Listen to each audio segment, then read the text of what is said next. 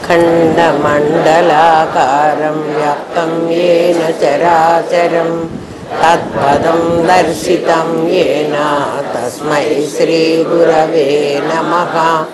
सदाशिवसमारम्भां शङ्कराचार्यमध्यमाम् अस्मदाचार्यपर्यन्तां वन्दे गुरुपरम्पराम्।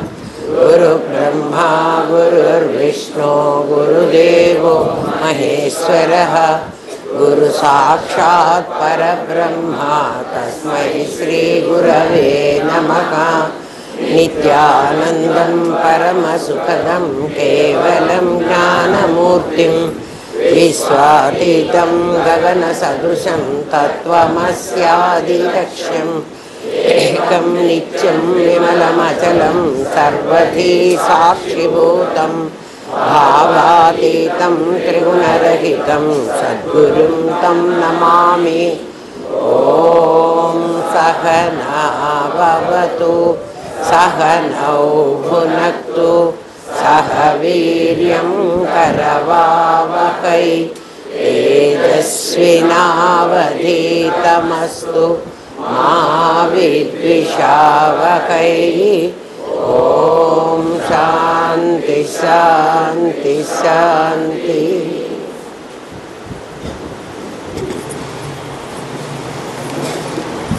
కిందటిసారి అభిధానము అభిధేయము అని రెండు చెప్పాలనుకున్నా. వాచకము వాచ్యము అని రెండు ఉంటాయి. అవి రెండు మీకు ముందు అర్థం కావాలి. తెలుగు వాచకము అంటారు. పుస్తకంలో చిన్నప్పుడు కదా తెలుగు వాచకము అన్న పదం విన్నాం కదా. అంటే ఆ తెలుగు వాచకం అనేది ఒక పుస్తకం.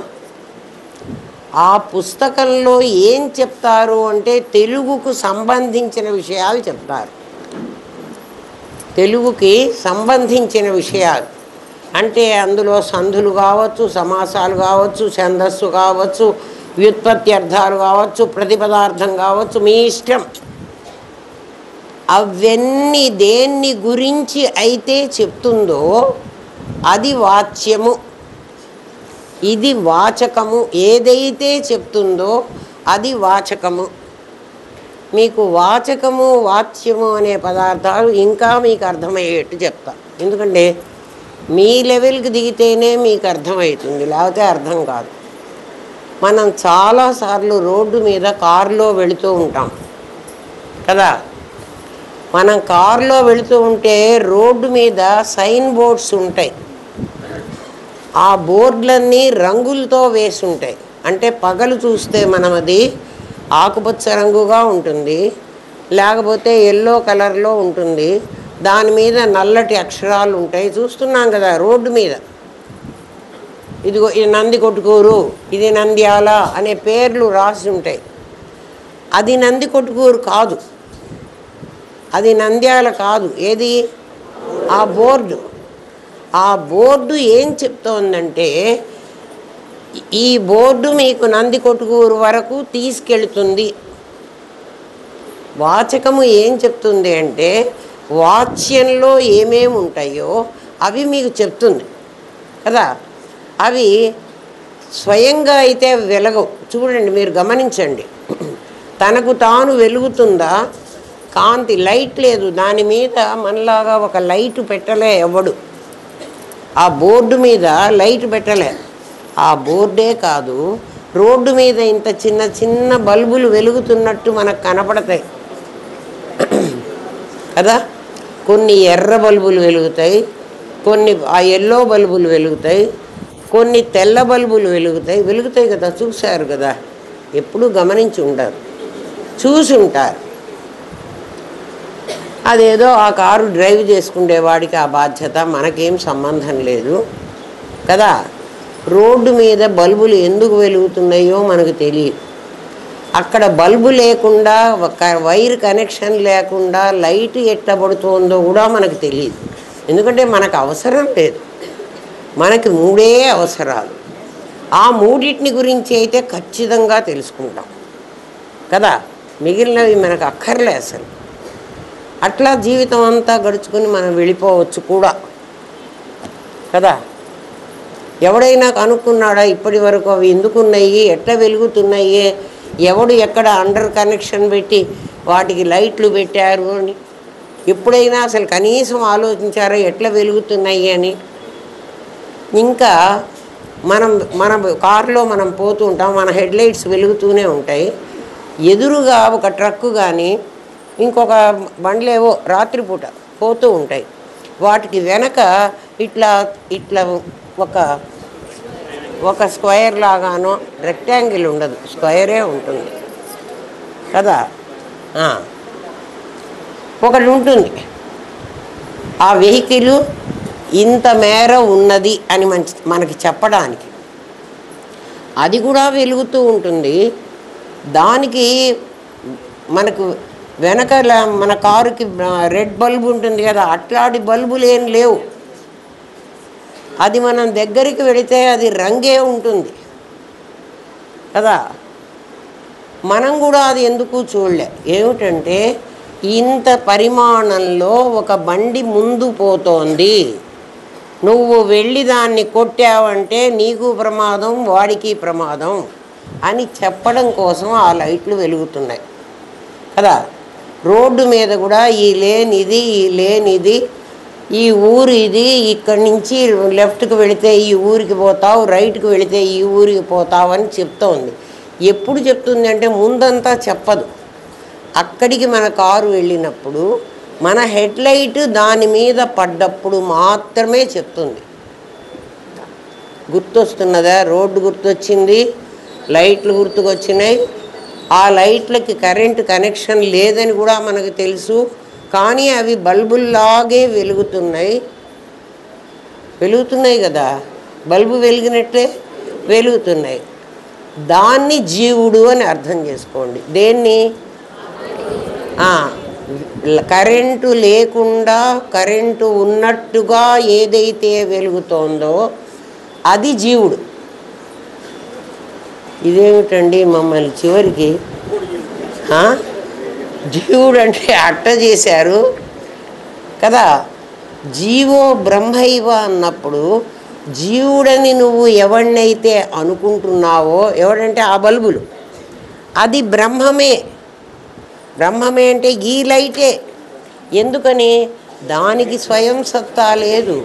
ఈ లైట్ కాంతి దాని మీద పడి ఆ లైటు తనదైనట్టు అది వెలుగుతోంది. బాగా గమనించండి, అవునా కాదా? ఈ లైట్ కాంతి ఏ లైట్ కాంతి? నా కారు కాంతి. నా కారుకు పెద్ద లైట్లు ఉన్నాయి, కరెంటు కనెక్షన్ ఉంది. అంటే పరమాత్మ కరెంట్ కనెక్షన్ అక్కర్లే, వాడే వెలుగుతాడు. కానీ ఇది స్వయం సత్తా గలది, అంటే తనకు తాను వెలగగలది. అది తనకు తాను వెలగలేదు. బాగా గుర్తించండి, తనకు తాను వెలగలేదు, కానీ వెలుగుతున్నట్టుగా మనకు కనిపిస్తుంది. ఆ వెలుగు ఎంతవరకు అంటే ఈ హెడ్లైట్, ఇది దీని పేరు కాసేపు చైతన్యం అని పెట్టుకుందాం, ఎందుకంటే తనకు తాను వెలగగలదు కదా. ఈ లైట్ కాంతి తన మీద పడ్డప్పుడు మాత్రమే అది వెలుగుతుంది. ఈ లైట్ పాస్ అయిపోయిన తర్వాత అక్కడ వెలుతురు లేదు. ఈ లైట్ కాంతి దాని మీద పడ్డంతసేపు అది లైట్ వెలుగుతోంది, కాబట్టి అది లివింగ్ సోల్.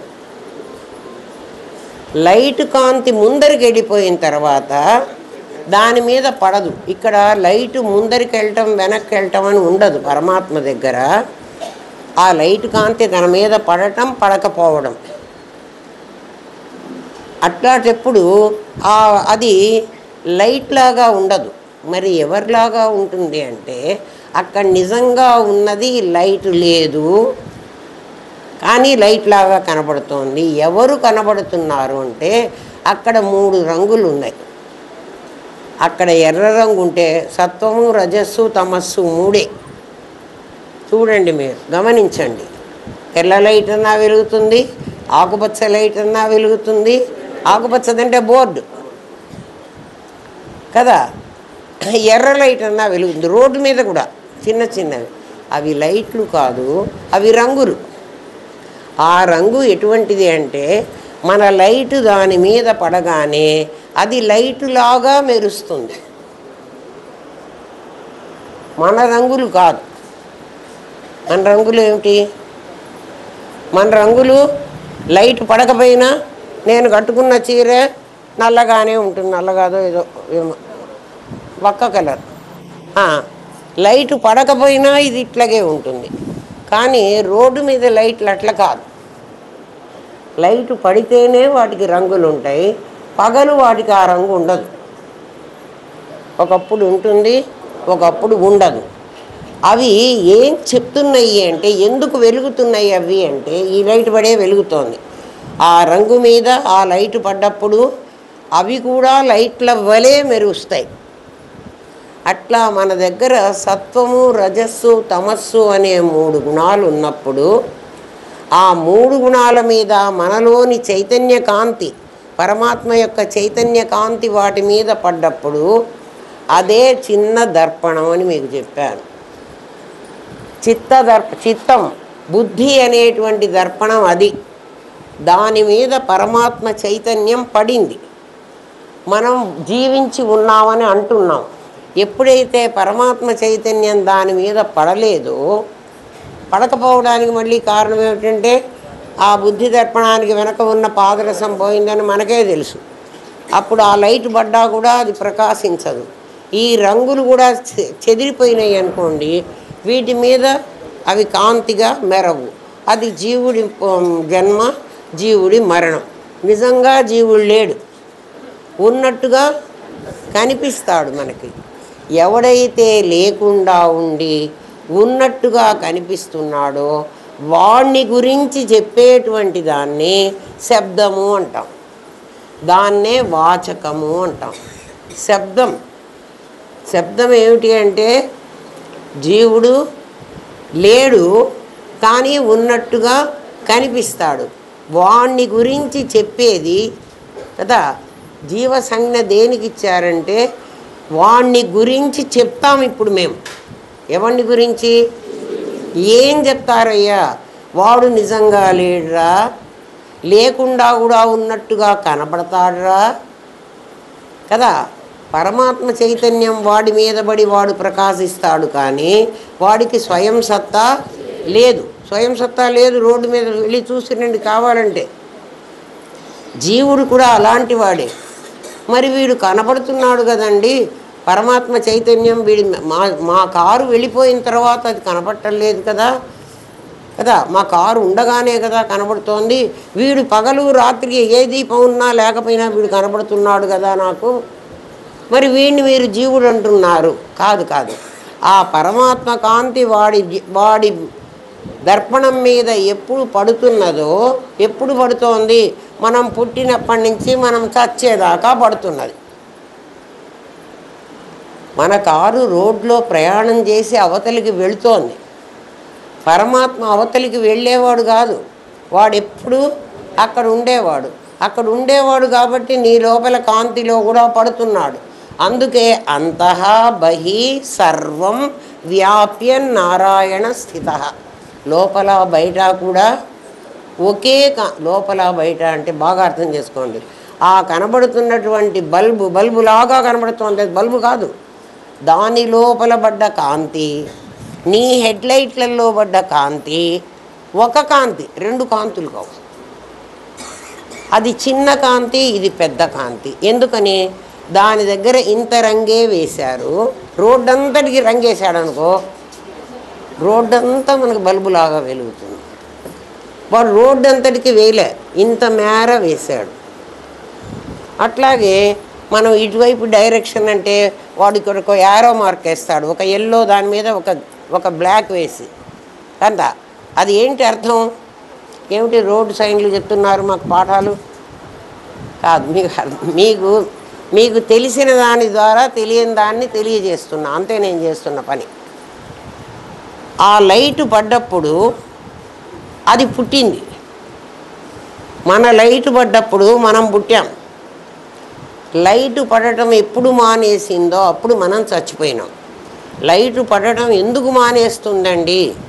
ఎందుకు ఆ చిన్న బల్బులు వెలగడం ఎప్పుడు మానేస్తాయంటే ఆ రంగు పోతే మానేస్తాయి. ఆ కలర్ పోవాలి. ఏ కలరు? వాడక్కడ ఆ రేడియం అంటాడు కదా, ఆ రేడియం కలరు ఫేడ్ అయితే కొంచెం పడుతుంది, మొత్తం పోతే అసలు పడదు. అంతా ఉంటే బాగా పడుతుంది. అంతా ఉన్నప్పుడు బాగా లైట్ వెలుగుతుంటే జాగ్రత్త అవస్థ, కొంచెం పోతే స్వప్నావస్థ. కొంత జ్ఞానం ఉంది మనకి. మొత్తం పోతే చీకటి సుషుప్తి అవస్థ, అంటే కనపడకుండా పోతే, అసలే లేకుండా పోతే మరణం. సుషుప్తికి మరణానికి పెద్ద తేడా లేదు. ఏమిట్రా తేడా అంటే మళ్ళీ వస్తాడు సుషుప్తి వాడు, మరణం వాడు ఇంకా రాడు.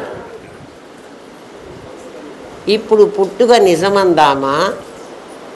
మీరే ఆలోచించండిరా. కనబడుతూ ఉంటే మీరు నిజం కాదంటారు ఎట్లండి? కనబడుతూ ఉన్నది అది బల్బు కాదంటాను. మీరు బల్బేనని వాదించండి, నిరూపించండి. అది బల్బు కావడానికి అవకాశం లేదు. ఎందుకంటే బల్బ్ అంటే దానికి ఈ లక్షణాలు ఉండాలి, అది కరెంటుతో వెలగాలి, దానికి స్వయం సత్తా కావాలి. దీన్ని కూడా నేను స్వయం సత్తా అనకూడదు, ఎందుకంటే కరెంట్ ఉంటేనే ఇది వెలుగుతుంది. అందుకని ఈ లైట్కి నేను జీవుడు అని చెప్పను, ఆ లైట్కి జీవుడు. శబ్దము అంటే అర్థం ఏమిటంటే ఏ శబ్దమైనా అంటే మనం పలికేటువంటి, ఇప్పుడు నేను ఎన్ని శబ్దాలు బయటికి పంపించానో చూడండి. ఇన్ని శబ్దాలు కావు ఇవన్నీ ఒక్క శబ్దం. ఏమిటండి ఇన్ని మాటలు మాట్లాడి మళ్ళీ ఒక్క శబ్దం అంటారు? ఒకసారి గాలి లోపలికి పీల్చుకుని ఆ గాలినే ఒక్కసారిగా వదలకుండా కొంచెం కొంచెం వదులుతున్నా. ఆ కొంచెం కొంచెం వదిలేటప్పుడు నేనేం చేస్తున్నా అంటే, నా ముఖ యంత్రం అని ఒక యంత్రం ఉంది నా దగ్గర ఒక మెషిన్ ఉంది.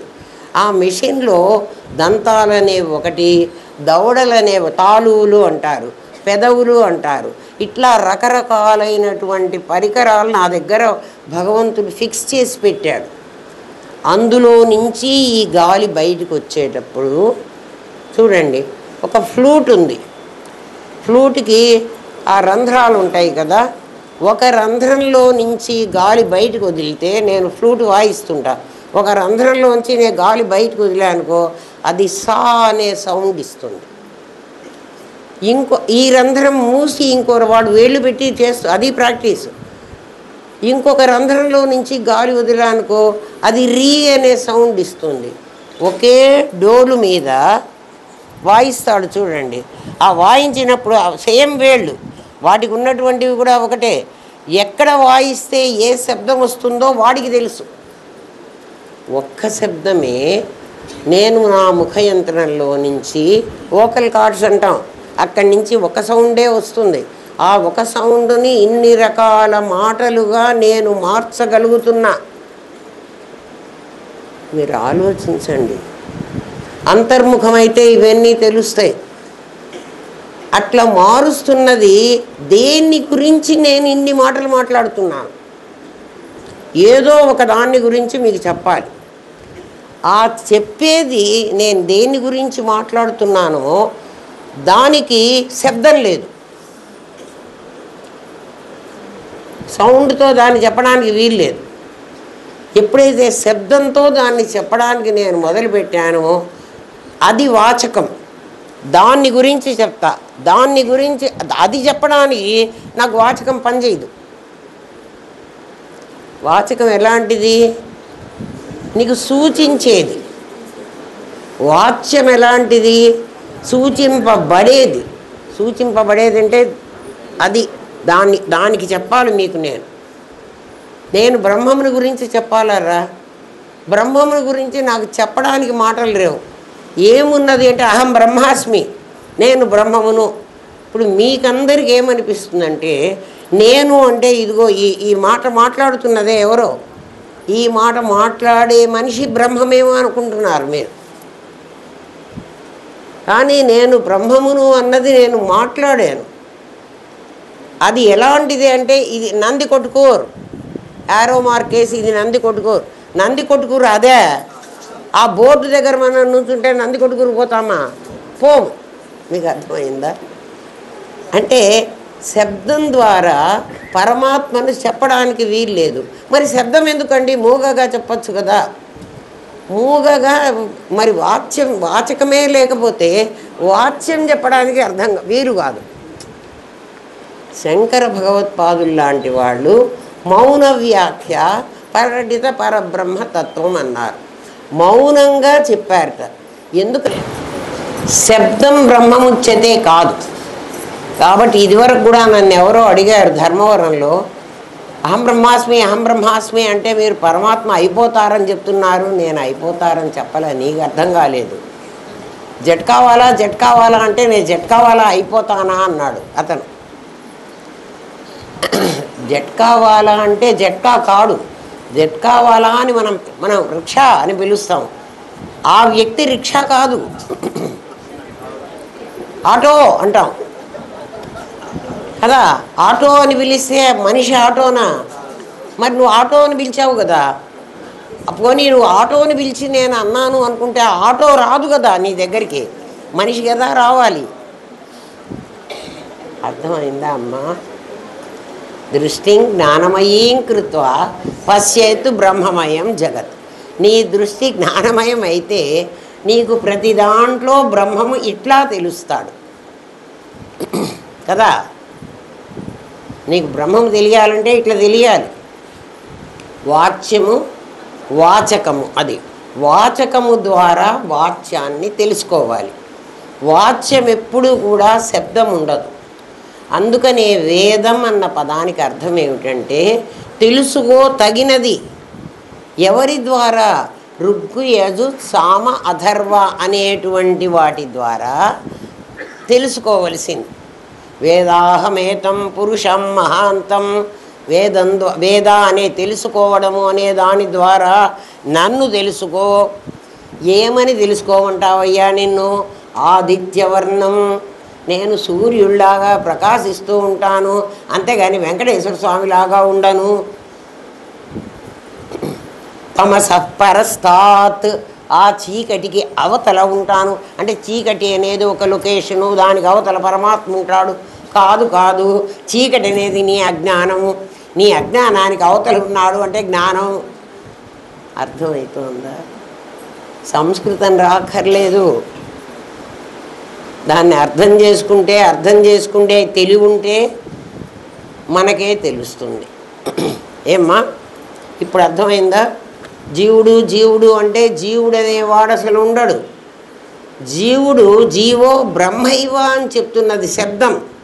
ఆ శబ్దం ద్వారా నీకు ఎవరు తెలియాలి? బ్రహ్మము తెలియాలి. మనకేం తెలుస్తున్నారు? జీవుడు తెలుస్తున్నాడు కదా. మొట్టమొదట ఎవడింట్లో హాస్పిటల్లో ఎవరో అబ్బాయి పుట్టాడురా, పుట్టంగానే ఏమంటారు? మా అబ్బాయి పుట్టాడండి అంటారు. అంటే మీ అబ్బాయి అంటే వాడు జీవుడు. లేనివాడు పుట్టడం ఏమిట్రా గోల? మరి వీడు పుట్టాడు కదా. వీడు పుట్టలే, బ్రహ్మము ప్రకటమైనాడు. అవ్యక్తమైన బ్రహ్మము వ్యక్తమైనాడు. నువ్వాడికి జీవుడు అని పేరు పెట్టుకున్నావు. అయితే అమ్మాయికి పెట్టలేదా అండి? అమ్మాయికి కూడా ఈ పేరే పెట్టావు నాయన. అమ్మాయి అబ్బాయి నీ దృష్టిదా? లింగ వచన శూన్యాని అవ్యయాని అని ఉంది సూత్రం. లింగం అంటే స్త్రీలింగమా పుల్లింగమా? వచనము ఏకవచనమా బహువచనమా? లింగ వచన శూన్యాని, అవి రెండూ లేనిది, అవ్యయం వ్యయం కానిది, అది పరమాత్మ. ఇంకెట్లా అర్థం చేసుకుంటారో చూసుకోండి. లింగ వచన శూన్యాని. మనకైతే లింగము వచనము ఉన్నాయి కదా. లింగము వచనము ఎక్కడున్నాయండి? ఏ అప్లికేషన్ అన్నా పెట్టు, ఎం అన్నా ఎఫ్ అన్నా రాసి చావు. అదే చెప్తోంది నేను జీవుణ్ణి అని. అర్థమైందా? దేవురా నేను ఆడపిల్లను అని చెప్పినా, నేను మగవాణ్ణి అని చెప్పినా, నేను జీవుణ్ణి అని నువ్వే చెప్తున్నావు. మరి జీవుడు ఎవడరా అంటే వాడికి ఒక ఫలానా పేరు కూడా పెట్టుకున్నాను, నామకరణం చేశారు నా తల్లిదండ్రులు. ఏంటంటే పెద్ద పెద్ద అవి ఏమిటి వీడియోలు తీసి ఏమో చెప్తారు కదా, ఏవో చేసి ఫోటోలు తీసి వీడియోలు తీసి నామకరణం ఊరి అన్యాయంగా తప్పుడు పేర్లు పెడుతూ మీరు పరమాత్మను తీసుకొచ్చి చేస్తూ ఏం చెప్పమంటారు. అద్వైతికి అయ్యో అని బాధ కలుగుతూ ఉంటుంది, చెప్తే కూడా వినరే అని ఇంకా బాధ కలుగుతూ ఉంటుంది. ఇట్లాంటి వాళ్ళకి చెప్పడం అనవసరమని విరక్తి కూడా కలుగుతుంది. రక్తి కాదు, విరక్తి. అయితే మరి ఎందుకమ్మా చెప్తున్నారు అంటే, ఒక ప్రేమ అనేది ఒకటి వెంటబడింది, నన్ను ఏం చేయమంటారు. ప్రేమించిన వాడు అవతల వాడు సరైన వాడా, యోగ్యుడా, అవునా కాదా వాడికి అక్కర్లే, వాడికి ప్రేమించడమే పని.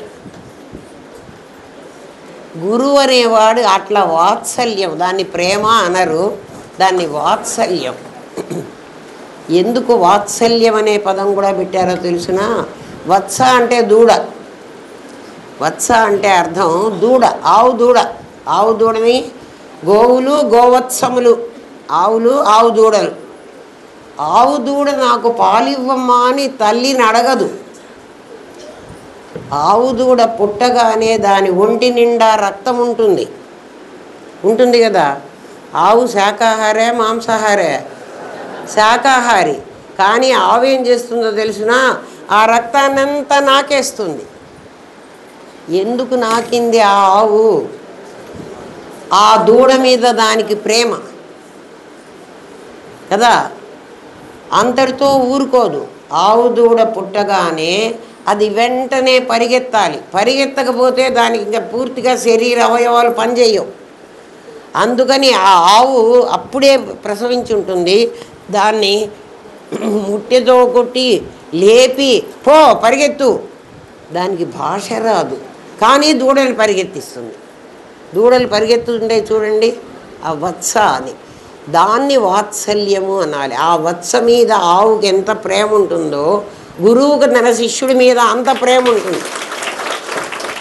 వాడు ఎట్లాంటి వాడైనా సరే వాడిని తిడుతూనే ఉంటుంది. అంటే వాడు తప్పు చేస్తే కోపడాలి కదా, వాడిని కోపడుతూనే ఉంటాడు, కానీ వాడి మీద మళ్ళీ వాడికి ప్రేమ ఉంటుంది. ఎందుకు అంటే, అరే వీడు చెడ్డదారిలో పోయి నే జీవుణ్ణి అనుకుని ఆ విధవ మూడింటి వెంటబడి వస్తున్నాడే, ఎట్లా చెప్తే వీడు అందులో నుంచి నాకు బయటికి వస్తాడా? బయటకు వస్తే నీకేమిటి లాభం అంటే అది నా పార్ట్. తల్లిదండ్రులు బిడ్డలకి ఎందుకు చెప్తారా? వాళ్ళల్లో భాగాలు వాళ్ళు వేరే కాదు. వేరే వాడికైతే చెప్పక్కర్లేదు. నా స్టూడెంట్స్ అంతా నాకు వేరే వాళ్ళు, అందుకని డబ్బు తీసుకున్నాను, వాళ్ళకి చెప్పేశాను, వెళ్ళగొట్టేశాను. మీరు కాదు, అందుకని చెప్తున్నా.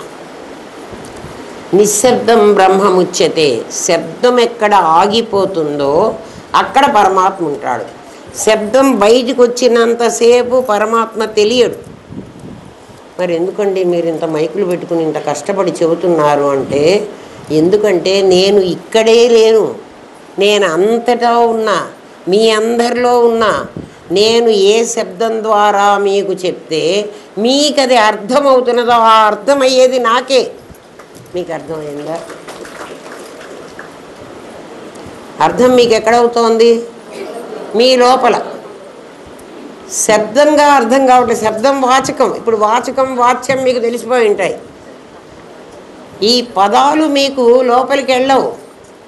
మాకు లోపలికి వెళ్ళవని మీరేంటి చెప్తారండి అంటే, ఈ పదం లోపలికి వెళితే యాజ్ ఇట్ ఈజ్ మీరు ఈ పదం పలకాలి. పలకరు, మీకు రాదు. మరి ఏం పలుకుతారు? దీని తాలూకు అర్థం మీకు స్ఫురించింది, మాకు అర్థం స్ఫురించిందని మీకు ఎట్లా తెలుసండి? ఆ ముఖాలన్నీ అట్లుంటాయి. అర్థం చేయకపోతే ముఖాలు అట్లుండవు. అది తెలిసిందా? ఒక్క పదానికి ఆ సంస్కృతంలో ఎంత గొప్పతనం ఉందో చూడండిరా. ఇప్పుడు మీకు అందుకే అభిధానము అభిధేయము అంత ఈజీగా చెప్పడానికి కాదురా నాయన. 42 నిమిషాలు చెప్తే కొంచెం అవగాహన అయిందేమో అనుకుంటా. చాలా అయిందా? పోన్లే, ఈసారి రోడ్డు చూసినప్పుడన్నా గుర్తొస్తుంది, ఆ బోర్డులు చూసినప్పుడన్నా గుర్తుకొస్తుంది కనీసం. ఓ ఆ రోజు పాఠంలో చెప్పింది, వీడు జీవుడు, వీడు లేనివాడు ఉన్నట్టుగా నాటకాలు వేస్తున్నాడు. అప్పుడు మీరు డైరెక్ట్గా ఆ చూసింది అదే అయినా అది వాచకం ఎక్కడికి తీసుకెళ్ళింది? తెలుగు వాచకం అన్న పదానికి అర్థం అది. మీకు తెలిసే ఉంటుంది, ఇప్పటికి తెలిసింది. కానీ తెలుగు వాచకం అని ఎన్నిసార్లు చదువుకుని ఉంటారు. అర్థమైందా? సరే, ఈ అభిధానము అభిధేయము అనేవి అదే శబ్దము అర్థమే. అర్థము ఆ శబ్దం కాదు, శబ్దం అర్థాన్ని సూచిస్తుంది. అట్లా అభిధానము అనేటువంటిది అభిధేయాన్ని చెప్తుంది మీకు. అభిధేయం ఏమిటండి అంటే అది నిశ్శబ్దం, శబ్దంతో చెప్పేది కాదు. దేని ద్వారా చెప్తుందంటే ఒక వస్తువుని ఒకడు చూస్తాడు. కాన్సెప్ట్ ఇంకా కాస్త ముందుకెళ్తోంది, మీరు గమనించండి. ఒక వస్తువుని ఒకడు చూస్తాడు, చూడకముందు వాడున్నాడు. వస్తువును చూడకముందు వాడున్నాడు, వస్తువును చూశాడు. చూడటం అనేటువంటి ఒక క్రియ జరిగింది. చూడటం అనే క్రియ చూడటం అనేది క్రియ కదా, క్రియ జరిగింది. ఆ క్రియలో వాడు ఏం చేశాడంటే ఒక ధ్యేయాన్ని చూశాడు, ఒక జ్ఞేయాన్ని చూశాడు. అంటే వాడు ఒక వస్తువును చూశాడంటే వాడి చేత చూడబడింది జ్ఞేయమే అవుతుంది. జ్ఞేయం వీడు కాదు, జ్ఞేయం వీడికంటే వేరుగా ఉంది. ఈ చూసిన వాడు ఎప్పుడైతే జ్ఞేయం కనిపించిందో వీడు జ్ఞాత అయిపోయాడు. ఇంతకుముందు వీడు జ్ఞాత కాడు. జ్ఞేయం కనబడితేనే వీడు జ్ఞాత అయినాడు. ఇంతకుముందు నేను అమ్మని కాదు, నాకు కొడుకు పుట్టగానే నేను అమ్మనైనా, అంతకుముందు నేను అమ్మాయిని. మీకు అర్థమవుతుందా? అంటే ధ్యాత ఎప్పుడవుతాడు? జ్ఞేయాన్ని చూసినప్పుడు మాత్రమే జ్ఞాత అవుతాడు. ఏమ్మా, జ్ఞాత జ్ఞేయము అనే రెండు వచ్చినాయి ఇప్పుడు మనకు. జ్ఞాత కాకముందు కూడా వీడు ఉన్నాడు. అప్పుడు వాడిని ఎందుకు జ్ఞాత అనలేదండి అంటే వాడు జ్ఞేయాన్ని చూడలే. చూస్తేనేనా అండి? కాదు కాదు, ఆలోచిస్తే కూడా. అంటే ఆలోచిస్తే చూడడం ఎట్లా అవుతుంది? నేనేదైతే ఆలోచించానో, నామరూప క్రియలంటే అవే, నేనేది ఆలోచించానో ఇమీడియట్గా దాని రూపం నాకు కనపడాలి, అప్పుడు అది చూడడమే. అర్థమైందా? ఏం ఆలోచించాను? నేను లడ్డూ చేయాలి అనుకున్నా, ఇప్పుడు నాకు లడ్డు కనపడుతుంది, అది రూపం. అంటే రూపం కనపడాలి. అది చూడగానే నేనేమైపోయినా అంటే సంకల్పం చెయ్యకముందు నేనే, సంకల్పం చేస్తే నేను ఏమైపోయినాను? జ్ఞాతనైపోయినాను. దాన్ని గురించి ఆలోచించినప్పుడు నేను జ్ఞాత అనే పేరు నాకు వచ్చింది. జ్ఞాత ఉన్నాడు అంటే జ్ఞేయం ఉండి తీరాలి. జ్ఞేయం ఉంటేనే వీడు జ్ఞాత అవుతాడు. మా ఇద్దరికి మధ్య ఒక బ్రిడ్జ్ ఉండాలి, దాన్ని జ్ఞానము అనాలి. కారులో పోతున్న నేను ఆ సైన్ బోర్డు నాకు కనపడకముందు కారులోనే ఉన్నా, కాబట్టి నేనున్నా. ఆల్ ఆఫ్ ఏ సడన్ నాకు నందికొట్కూరు అనే బోర్డు కనపడింది. కనపడంగానే, అది చూడంగానే నేనేమైపోయినాను? నేను జ్ఞాతనైపోయినాను. దాన్ని కనుక్కున్నాను నేను. ఏమని? కనుక్కోవడం కాదు, రూపం కనపడిందని చెప్పడానికి మీకు చెప్తున్నా. నాకే గనక అక్షరాలు వచ్చుంటే వెంటనే నందికొట్కూరు అని చదువుతాను. చదివారా లేదా? మిమ్మల్ని చదవమని ఆ బోర్డు చెప్పిందా? మరి ఎందుకు చదివారు?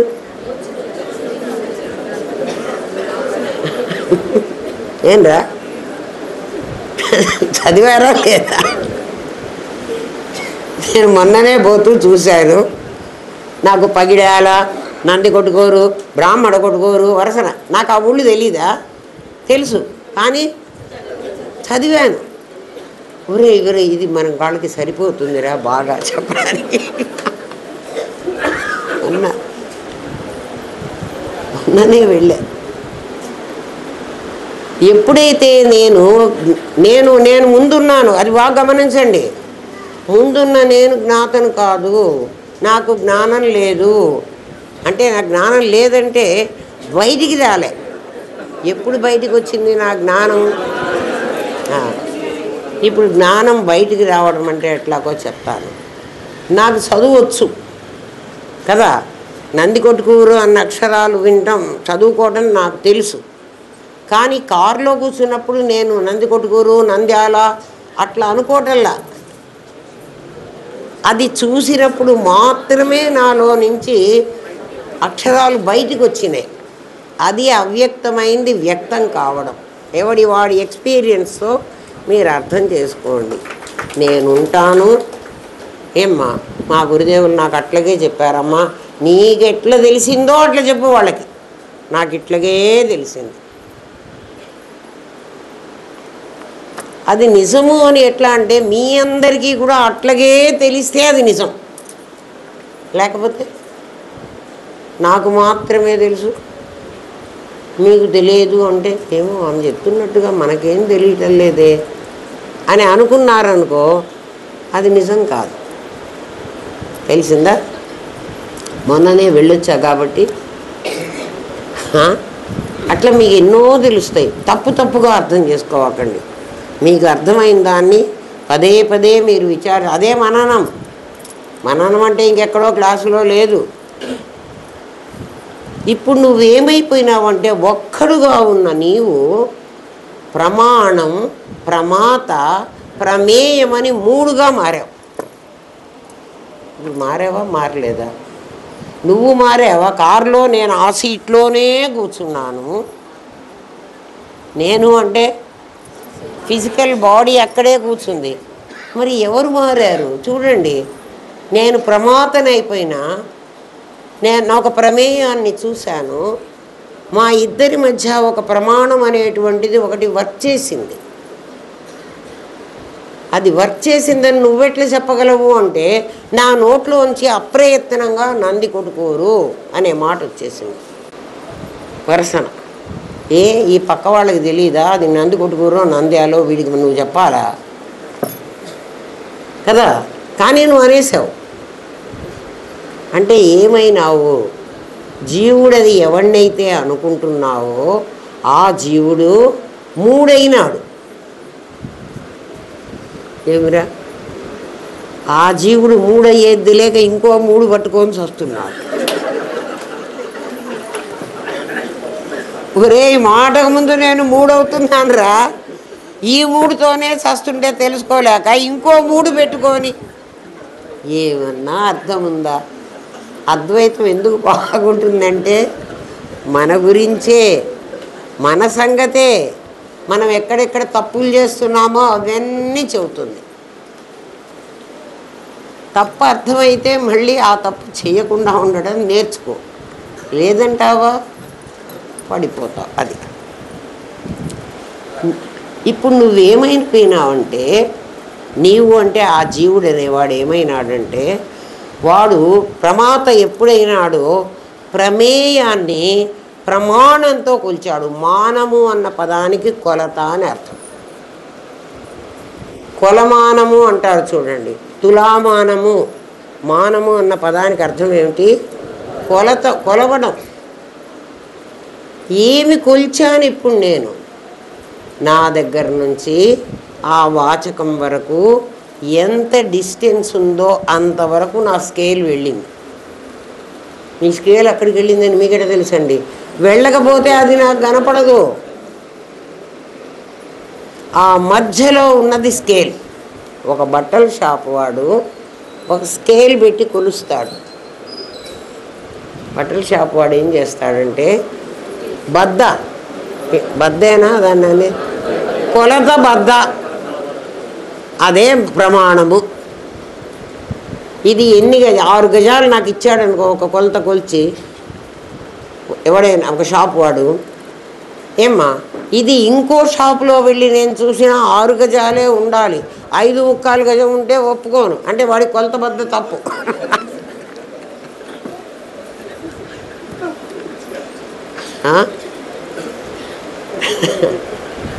ఏంరా? అందుకని తప్పు కొలతబద్ద కాదు ఇది.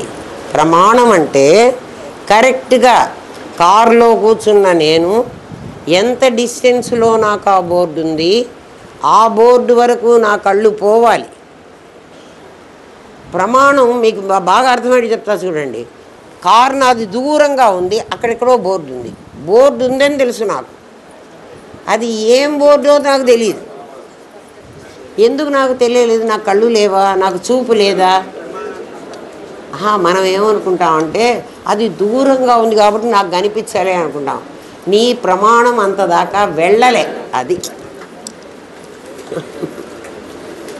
నీ ప్రమాణం గనక అంత దాకా వెళితే, అది ప్రమాణం దాన్ని గనక టచ్ అయినట్లయితే ఖచ్చితంగా నీకు అది తెలుస్తుంది. అర్థమైందా? ఇప్పుడు ఒకటిగా ఉన్న నువ్వేమైపోయినావంటే ప్రమాణం అయిపోయినావు కదా. ఇది మీకు అర్థమైతే జీవుడు అర్థమైపోయినాడు. ఈ జీవుడు అనేటువంటిది ఒక వాచకం. వీడి వాచ్యం తెలియాలి మనకి.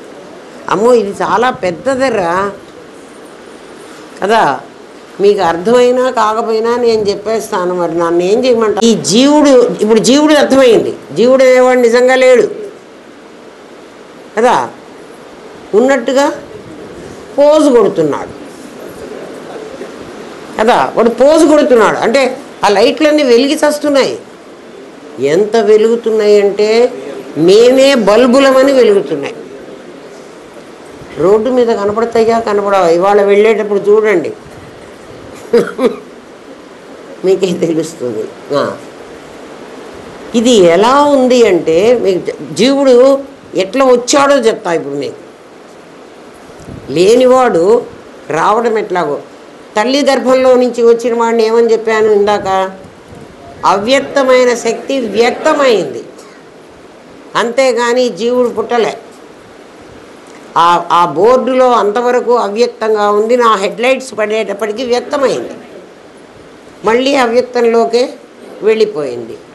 ఈ అసలు అవ్యక్తము వ్యక్తం కావడం ఈ జీవుడికి ఎందుకండి రోగం? వీళ్ళు లేనివాడు అంటున్నారు, లేనివాడు ఇంత వ్యవహారం చేసి మమ్మల్ని చంపుతున్నాడు, మమ్మల్ని ఇందులో బంధించేశాడు.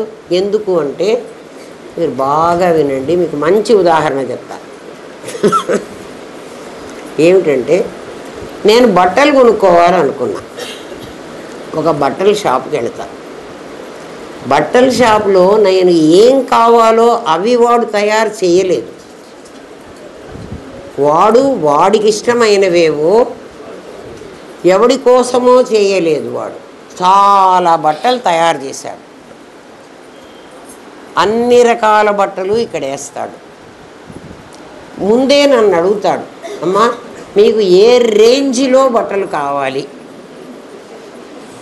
నాకు 100 రూపాయలు కావాలంటే 100 ఆ బీరువాలోంచే తీస్తాడు కదా. నాకు 1000 రూపాయలు, నాకు ఎంతైనా పర్వాలేదయ్యా, నేను కావలసిన బట్టలు కొనుక్కుంటాను, అవి ఎంత ఖరీదైనా. డాక్టర్ని అడుగు చెప్తూ ఉంటాం కదా, డాక్టర్ గారు ఎంత ఖర్చు అయినా పర్వాలేదు, మా పేషెంట్ బతకాలి అంతే. అట్లా షాపుకి వెళ్ళి కూడా నాకు ఖరీదుతో సంబంధం లేదు, నాకు కావాల్సిన బట్టలు ఏవి దొరికితే అవి నేను కొనుక్కోచుకుంటాను అన్నవాడికి వాడు ఈ షాపులో ఈ మనం కూర్చుండే చోట్లో పెట్టడు. నేనేమన్నాను? ఏదైనా కొనుక్కుంటా, అది నాకు నచ్చాలి. అప్పుడు నన్ను ఇంకొక రూమ్లోకి తీసుకెళ్తాడు. ఆ రూమ్లో ప్రత్యేకమైన బట్టలు ఉంటాయి, అంటే కాస్ట్లీ, అంటే అందరూ ఆ కాస్ట్లీ ఎఫర్ట్ చేయలేరు. వాడు అక్కడికి తీసుకెళ్తాడు. లేదు నేను 2000 ఆ రేంజ్లోనే నేను కొనుక్కోదలుచుకున్నాను, నా దగ్గర అంత డబ్బులే ఉన్నాయి, వీడి దగ్గర ఇంత డబ్బులే ఉన్నాయి, ఏదో చెప్తాం కదా మనం, ఆ రేంజ్వే చూపిస్తాడు. ఆ బట్టలు మన కోసం నేసినవి కావు, అవి తయారైనప్పుడే వాడిష్టం వచ్చినట్టు షాపు వాడు కాదు, నేసేవాడు వాడికి ఇష్టం వచ్చిన బట్టలు తయారు చేశాడు. ఎవరు కావాలి, అది సూపర్ మార్కెట్ అనుకుంటారా, సూపర్ మార్కెట్లో అన్ని రకాల వస్తువులు ఉంటాయి. ఎందుకురా నువ్వు ఈ పాడైపోయే చెంబులు తోముకుండే చింతపండు పెట్టావు అంటే ఈ చింతపండే కొనుక్కుండే వాళ్ళు ఒకళ్ళు వస్తారు. వాళ్ళు మంచి చింతపండు కావాలని అడగరు, అంత డబ్బులా అంటారు. అందుకని నేను వాడి కోసం ఇది పెట్టాను. నువ్వెవడు కొనుక్కోమన్నాడు దీన్ని, నన్ను ఎందుకు పెట్టావని అడగకూడదు. నేను పెద్ద వ్యాపారస్తునిరా, నాకు చాలా బిజినెస్ ప్రాక్టీస్ బాగా తెలుసు.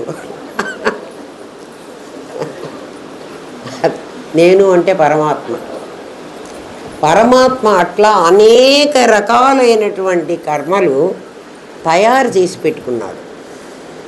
అన్ని రకాల, అంటే బట్టలు ఎట్లా తయారు చేశామో అన్ని రకాల కర్మలు ఉన్నాయి అందులో. వాడి షాప్లో అంటే పరమాత్మ షాప్లో మనం అందరం ఎంత డబ్బులు మన దగ్గర ఉన్నాయో, మన దగ్గర మన కర్మ ఉంది, దానికి తగ్గట్టే మనం జన్మలు కోరుకుంటాం. నా దగ్గర డబ్బులు లేవనుకోండి, నేను కోరుకోను. నా దగ్గర చాలా కర్మ, సంచిత కర్మ దండిగా ఉందనుకోండి, ఏ జన్మైనా నాకు కావాలి, నా ఇష్టం. ఎన్ని కోరికలో కోరతాం, అక్కడ కోరికలు కోరతాడు. అవి మనమే తెచ్చుకుంటాం. ఏది, ఆ షాపులో ఆ కర్మనిచ్చి మనమే చీరలు కొనుక్కొచ్చుకున్నాం. మనం అడిగేటప్పుడే ఇది ఫేడ్ అయిపోతుందా, ఇది తడపంగానే పోతుందా, వాడు మనకి చెప్పడు. నువ్వు ఎంత డబ్బులు ఖర్చు పెడుతున్నావో అది అంతే, దానిలాగే ఉంటుంది. అది ఆ చీర ఎన్నాళ్ళు ఉంటుంది అని అడిగితే, అరే అదే షాప్లో నేను కొనుక్కొచ్చుకున్నాను, ఆ చీర ఏం కాలేదు, అదే షాప్లో నువ్వు కొనుక్కొచ్చుకుంటే ఎందుకే నీ చీర ఇట్లా పాడైపోయింది, అది షాపు వాడి చెప్పమా? వాడి షాపులో అన్నీ అట్లే ఉంటాయి అంటావా? ఉండవు. నువ్వు సెలెక్ట్ చేసుకున్నదే వాడు నీకు ఇచ్చాడు. అంగడివాడు నీకు బలవంతంగా నీకు అంటగట్టలే. నాకు నేహా, భగవంతుడు మన మహాన అట్లా అంటగట్టడు. కర్మ బ్రహ్మదేవుడు రాయడు. బ్రహ్మదేవుడు ఎవరు? షాపువాడు. షాపువాడు కూడా కాదు, ఆ తయారు చేసినవాడు, ఆ ఫ్యాక్టరీ ఓనర్ వాడెవడు, వాడు కూడా కాదు, వాడు వర్కర్స్తో చేయిస్తాడు. ఎవడు ఏం పెట్టుకోడు. ఈయన కూడా వర్కర్స్నే పెట్టుకున్నాడు. అక్కడ చాలా మంది ఉన్నారు ఆయన దగ్గర, అష్టదిక్పాలకులు ఉన్నారు. ఆయన దగ్గర చాలా మంది ఉన్నారు. అయితే ఓనర్నే అంటాం కదా మనం, అందుకు ఆ ఓనర్ని అంటున్నాం. ఆయన మనకి ఇస్తున్నాడు, కర్మ మనం తెచ్చుకుంటున్నాం. షాపు వాడు, ఏ షాపు వాడు కూడా ఇది తీసుకోండి అమ్మా మీకు చాలా బాగుంటుంది అని వాడు చెప్పడు. చెబుతాడా? చెప్తే బుక్ అయిపోతాడు. ఎందుకంటే మన ఇంటికి వచ్చేది రంగు వంగానే మనం ఏం చేస్తాం? ఏంరా ఒరే చెప్తారా? No guarantee. ఒరే బట్టల షాపు వాడే నో గ్యారెంటీ అంటే పరమాత్మ నో గ్యారెంటీ అన్నాడా?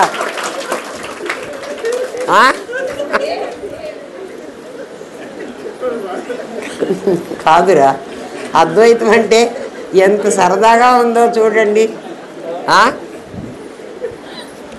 ఆయన కూడా గ్యారంటీ ఏం చెప్పలే అబ్బా.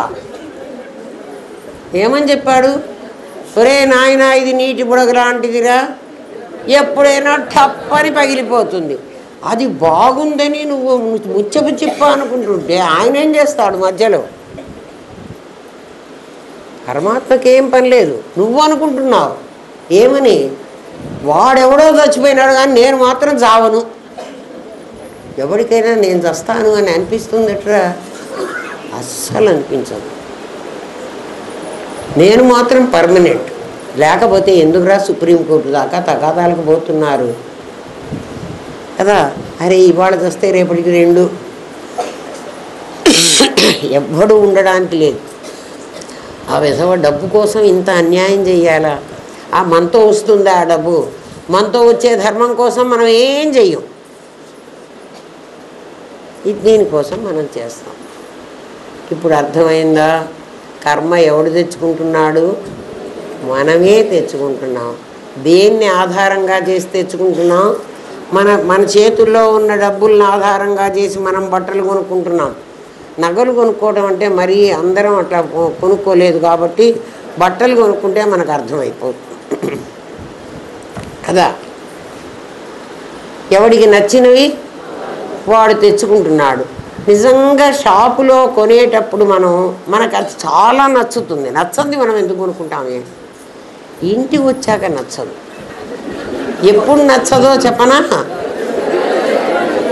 మనం ఇంటికి వచ్చిన తర్వాత ఎల్లమ్మ నా చీర చూసావా, మల్లమ్మ నా చీర చూసావా, ఇవాళ్ళే కొనుక్కోచుకున్నా, అరే ఇదేం బాగుందబ్బా, ఆ అమ్మ ఎవరో సరోజమ్మ కట్టుకున్న చీర, దీనికి ఇంకో బార్డర్ ఉంది, అది బాగుంది. అది ఎవరితో కట్టుకొని ఉంటుంది అక్కడ, దాన్ని ఎక్కడో చూసి ఉంటుంది. అరే దాని కర్మ కొద్దీ అది తెచ్చుకుంది, నీ కర్మ కొద్దీ నువ్వు తెచ్చుకో. అమ్మ అట్లాంటి పనులే లేవు. ఆలోచి మన ఇంటికి వచ్చాక మనకు నచ్చదు, కానీ ఆల్రెడీ కొనేసుకున్నాం. మన జన్మలు కూడా అలాంటివే. వద్దు నాకు ఇంకో జన్మ కావాలి అని అనుకునేటట్లయితే నాయన మళ్ళీ షాపుకు పో, అట్లాంటివి మళ్ళీ తెచ్చుకో. ఇప్పుడు ఆల్రెడీ తెచ్చేసుకున్నావు, ఇంకా ఇది ఎవరిని బ్లేమ్ చేద్దానరా? ఎవరిని బ్లేమ్ చేద్దానరా? ఇంకోసారి ఈ పని లేకుండా చేసుకో కదా. అందుకని నీకు మోక్షం కావాలి. లేదు నాకు జన్మ చాలా బాగుంది, పొరపాటున మోక్షం వచ్చి పుట్టుక లేకుండా పోతే ఇలా తలానికి దూరంగా ఎలాగన్నదే నాకు భయం.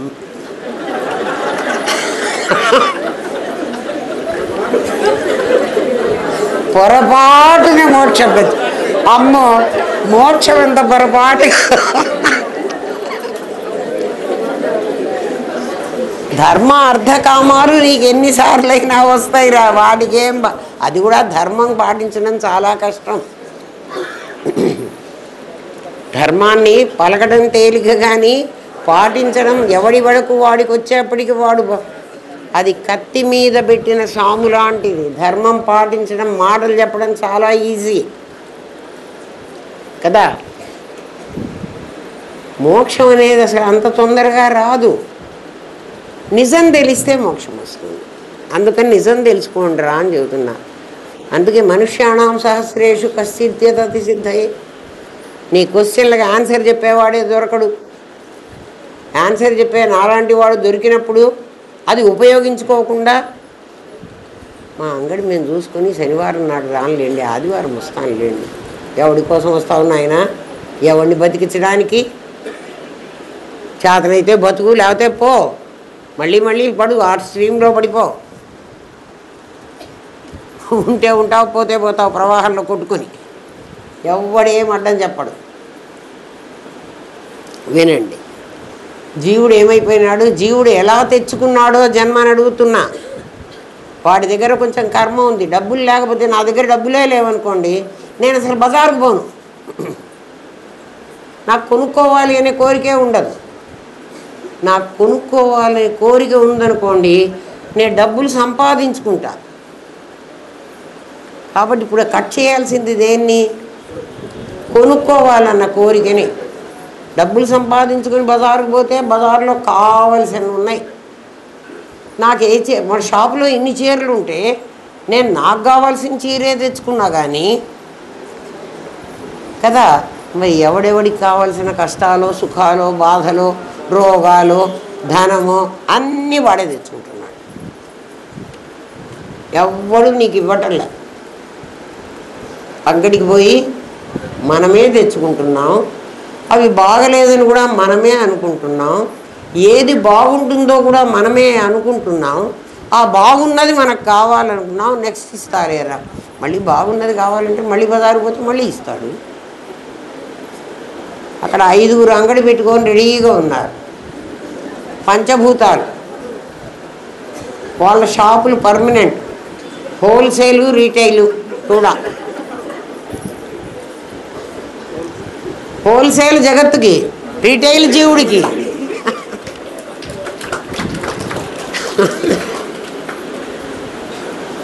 నీ ఇష్టం అబ్బా, ఆయనేం కాదని చెప్పడం. మళ్ళీ పో, మళ్ళీ తెచ్చుకో. ఇంకా నేను కొనుక్కోక్కర్లేదు అనుకున్నావంటే నువ్వు కొనుక్కున్న బట్టలే నీ శరీరం. అది నువ్వు కొనుక్కునేటప్పుడు బాగుందనే కొనుక్కున్నావు. నువ్వు బాగుంది అనకపోతే షాప్ వాడు నీకు ఇవ్వడు, బలవంతంగా వాడు నీకు అంటగట్టాడు.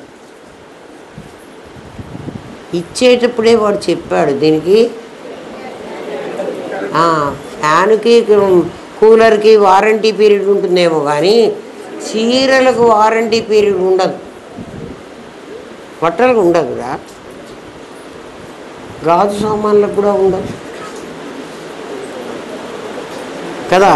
ఒక కప్పు కొని మనం ఆ షాపులో నుంచి బయటకు వచ్చే లోపల మన చేతిలోంచి కింద పడి కప్పు పగిలిపోయింది అనుకో, అరే నీ కప్పు ఇప్పుడే పగిలిపోయింది, నువ్వేంటి నాకు ఇట్లాంటి కప్పు ఇచ్చావు అని అడిగితే షాపు వాడు ఏమంటాడు? Once sold cannot be taken back, అంతే పో. వన్స్ సోల్డ్, ఒక్కసారి నిన్ను జన్మకు పంపించిన తర్వాత అదెంత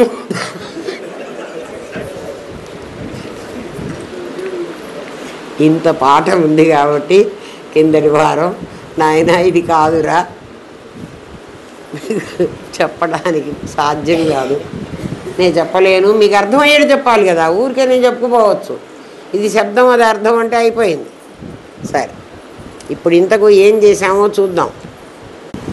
జీవుడు ప్రమాత అయిపోయినాడు. ప్రమాత అయిపోయినాడు అంటే ఏమిటి? వీడు కొలిచే పదార్థం ప్రమేయమైంది. ఎక్కడుంది? ప్రపంచంలో ఉంది, జగత్తులో ఉంది కదా. వీడు ప్రమాత అయిపోయినాడు. తన ప్రమాణంతో జగత్తును ప్రమేయంగా చూస్తున్నాడు, జగత్తును కొలుస్తున్నాడు. అందుకే చూడండి, ఇంత ధనవంతులు వాడి ధనాన్ని నువ్వు కొలిచావా? ఎవరికైనా వాడికి భరత్ గాడికి కోట్లు ఉన్నాయి అనుకుందాను రా కాసేపు, వాడికి ఎన్ని కోట్లు ఉన్నాయో వాడికి తెలుసు కానీ నాకు తెలియదు. నేనేం చేస్తాను, వాడు చాలా ధనవంతుడు రా, వీడు చాలా పేదవాడు రా. వీడు పేదవాడు కాదు, వాడు ధనవంతుడు కాదు. వాడికి ఏ అవయవాలు ఉన్నాయో వీడికి అవే అవయవాలు. వాడికి ఎట్లా జన్మ ఉందో వీడికి అట్లాగే జన్మ ఉంది కదా. ఒకడికి ఎక్కువ లాంగ్ లైఫ్ ఉండొచ్చు, ఒకడు తొందరగా వెళ్ళిపోయి ఉండొచ్చు, మనం చెప్పలేం కదా. ఎందుకంటే ఆ చీర రంగు వెలిసిపోతుందని అంగడివాడికి కూడా తెలియదు. జగత్తును నువ్వు ప్రమేయంగా చూస్తూ నీ ప్రమాణంతో కొలుస్తున్నావు ఈ ప్రపంచాన్ని. ఇది మాత్ర, అది పాదం. ఇది మాత్ర అంటే మానం కొలుస్తుంది, అది పాదం. దేన్ని కొలుస్తోంది అంటే దాన్ని కొలుస్తోంది. జగత్తు కొలవబడుతోంది, జీవుడు కొలుస్తున్నాడు కదా. జగత్తుని గురించి కొలిచేవాడు జీవుడు. నీవు మరి నేనెవర్రా? నువ్వు అమాత్ర అపాదం. నువ్వు మాత్ర కాదు, నువ్వు పాదం కాదు, అంటే నీకు ప్రమాణం కాదు, నువ్వు ప్రమేయము కూడా కాదు. నేను అనేవాడిని. ఎవడిని? నేను కారులో ముందుగా కూర్చున్నవాడిని, నంది కొట్టుకూరు చూడకుండా ఉన్నవాడిని. నంది కొట్టుకూరు కాదు, ఆ బోర్డు, అది అప్పుడు చూస్తే కదా నేను ప్రమాత అయినాను. చూడకపోతే నేనే. ప్రమేయాన్ని చూసినప్పుడు మాత్రమే నేను. దీన్ని బట్టి మనకు ఏమర్థమైందంటే జగత్తును చూసినప్పుడు మాత్రమే నువ్వు జీవుడు అవుతావు. నువ్వేమనుకుంటున్నావు? నువ్వు 24 hours జీవుడిని అంటున్నావు. జగత్తును చూస్తేనే నువ్వు జీవుడు అవుతావు. నీకు జీవత్వం లేకపోతే లేదు. ఎందుకని? నువ్వు కారులో కూర్చున్నవాడివి. ఏంరా, అర్థమైందా? ప్రమాణం, ప్రమాత, ప్రమేయం. ప్రమేయాన్ని ఎప్పుడు చూస్తే నేనప్పుడు ప్రమాతన అయిపోతాను. బిఫోర్ దట్ నేను ఉండాలి. నేననేవాడు ఉండకపోతే ఎట్లా చూస్తాను రా దాన్ని? ప్రమాత కాకముందు కూడా నేనున్నాను, అట్లా జీవుడు కాకముందు కూడా నేనున్నాను. ఎప్పుడు నేను జీవుడైపోయినాను?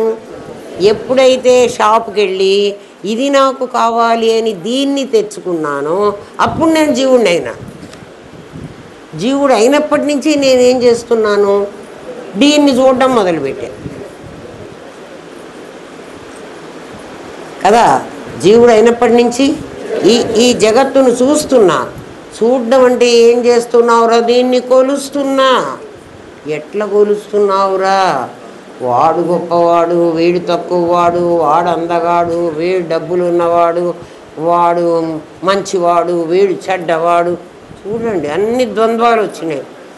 నేనున్నాను అన్నప్పుడు, నీకు ప్రమాణమే ప్రమేయమే లేనప్పుడు నువ్వు కొలుచుకున్నావా? నిన్ను నువ్వు కొలుచుకున్నావా? నువ్వు ఎంతవాడివో నీకు తెలుసునా? నేను జీవుడైనాక నేను 5'3" హైటు, ఇంత వెయిటు, ఇంత కాంప్లెక్సు, ఇంత డబ్బులు. నన్ను చూడండి ఎన్ని రకాలుగా కొలుస్తున్నాను. నన్ను నేను ఎట్లా కొలుచుకుంటున్నాను?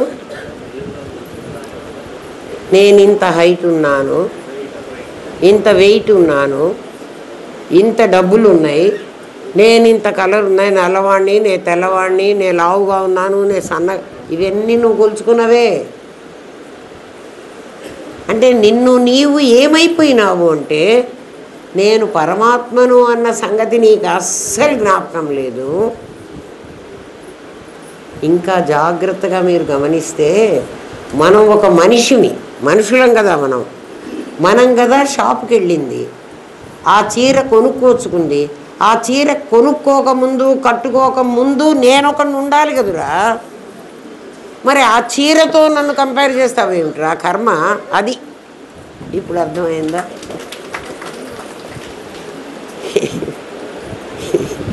ఏమిరా నువ్వు వదిలేసుకుని కట్టుకుని, నేను కట్టుకున్న చీరని చివరికి నేను ఎట్లా తయారైనానంటే, జాగ్రత్తగా వినండి, నన్ను నేను గుర్తించుకోవడం నాకు రాలే.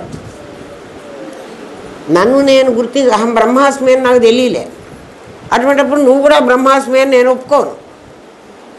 నేను అవునంటే కదరా నువ్వు కూడా అవునని ఒప్పుకోవాలి. అందుకని నేనేం చేస్తాను అంటే, నేను భానుమతిని ఎప్పుడు అయిపోయినానో నీకు కూడా అట్లాంటి పేరు ఏదో ఒకటి ఉంటుంది. నీ పేరు నాకు తెలియదు, ఎందుకంటే నువ్వెవడో నాకు తెలియదు కదా. అప్పుడు ఏం చేస్తానంటే, ఆ పింక్ చీర కట్టుకున్న అమ్మాయిని రమ్మనమ్మ అంటాను. ఆ అమ్మాయిని ఎవరితో గుర్తిస్తున్నాను? ఆ చీరతో గుర్తిస్తున్నాను. ఇప్పుడు మన చీరతో గుర్తిస్తున్నారు. ఇది ఆవని, ఇది ఎద్దని, ఇది పిట్టని, ఇది పక్షని, అది దోమని, ఇది చీమని, ఇది మనిషి అని. చీరతో గుర్తిస్తున్నావా లేదా? ఎందుకని చీరతో గుర్తించాలి? ఆ అమ్మాయి నాకు తెలియదు. ఆ అమ్మాయి ఎందుకు తెలియదు అంటే, నేనెవరో నాకు తెలియదు. నేనెవరో నాకు తెలిస్తే అక్కడ కూడా నేనే ఉన్నానని నాకే తెలుస్తుంది. అప్పుడు నాకు చీరతో సంబంధం లేదు. ఇంతకంటే ఏం చెప్తారు? రామనాథం గారు చెప్పిన దానికంటే ప్రపంచంలో ఎవరు చెప్పలేడు. శంకర భగవత్పాదుడే ఈ రూపంలో కూర్చుని మనకి ఇవన్నీ చెబుతున్నాడు. నేను చెప్తున్నాను అనుకున్నారంటే పప్పులో కాలేసినట్టే. పప్పులో కాలేస్తారో తప్పులో కాలేస్తారో మీ ఇష్టం, రెండు ఒకటే. అంటే పప్పులో కాలేస్తే జారి పడతారు, తప్పులో కాలేసినా అంతే పడతారు. ఏమవుతారో చూసుకోండి. అది ఏమ్మా? సరే, ఇప్పుడు ఏమైందంటే, అది నాకు అర్థమయ్యాడు. చెప్పండి, ఈ లేనివాడు ఎట్లా కనపడుతున్నాడో, వాడు ఎన్ని ప్రశ్నలు వేస్తాడో. అందుకే అద్వైత పరిప్రశ్నోత్తర రత్నావళి. ఇది నిజంగా అలాంటి రత్నం రా. దీని వాల్యూ మీకు అర్థం కాదు కదా. అది అందుకే మళ్ళీ నేనే చెప్తేనే మళ్ళీ సెకండ్ పార్ట్ కూడా చెప్పాలి. అమ్మగారు ఊరికే చెప్తున్నారు కదా, మనం ఎందుకు ఈ పుస్తకం కొనుక్కోవడం, మనం చదవడం ఎందుకు అనుకుంటే మీకు అర్థం. కొనుక్కోక్కర్లేదు, చదవక్కర్లేదు. కుద్దరికి అందులో కాల్స్లో వాట్సాప్లో కూడా ఊరికే వస్తుంది కదా, వినచ్చు. రూపాయి ఖర్చు పెట్టకుండా. అందుకే ఆ మూడే కదా మనకు ప్రాబ్లం. ఆ మూడితో వచ్చిందిరా చావు. జీవుడు ఎవడో మళ్ళీ చూపిస్తా. జీవుడు అంత అబద్ధం అని చెప్తున్నాడు. ఇప్పుడు ఇంకా జీవుడు ఎట్లొచ్చాడో మీకు చెప్తాను, వినండి. ఏమంటున్నదంటే ఈ పుస్తకంలో, అయమాత్మ బ్రహ్మ, ఈ పదం విన్నాం మనం. అయమాత్మ బ్రహ్మ అంటే ఈ ఆత్మ బ్రహ్మము. ఏదైనా కూడా ఈ అని కానీ ఆ అని కానీ నీకు చెప్పాలంటే నీ మనస్సు చెప్తుంది. నీ మనస్సు చేస్తున్న పని ఏమిటంటే ఇది అది అని చెప్తుంది.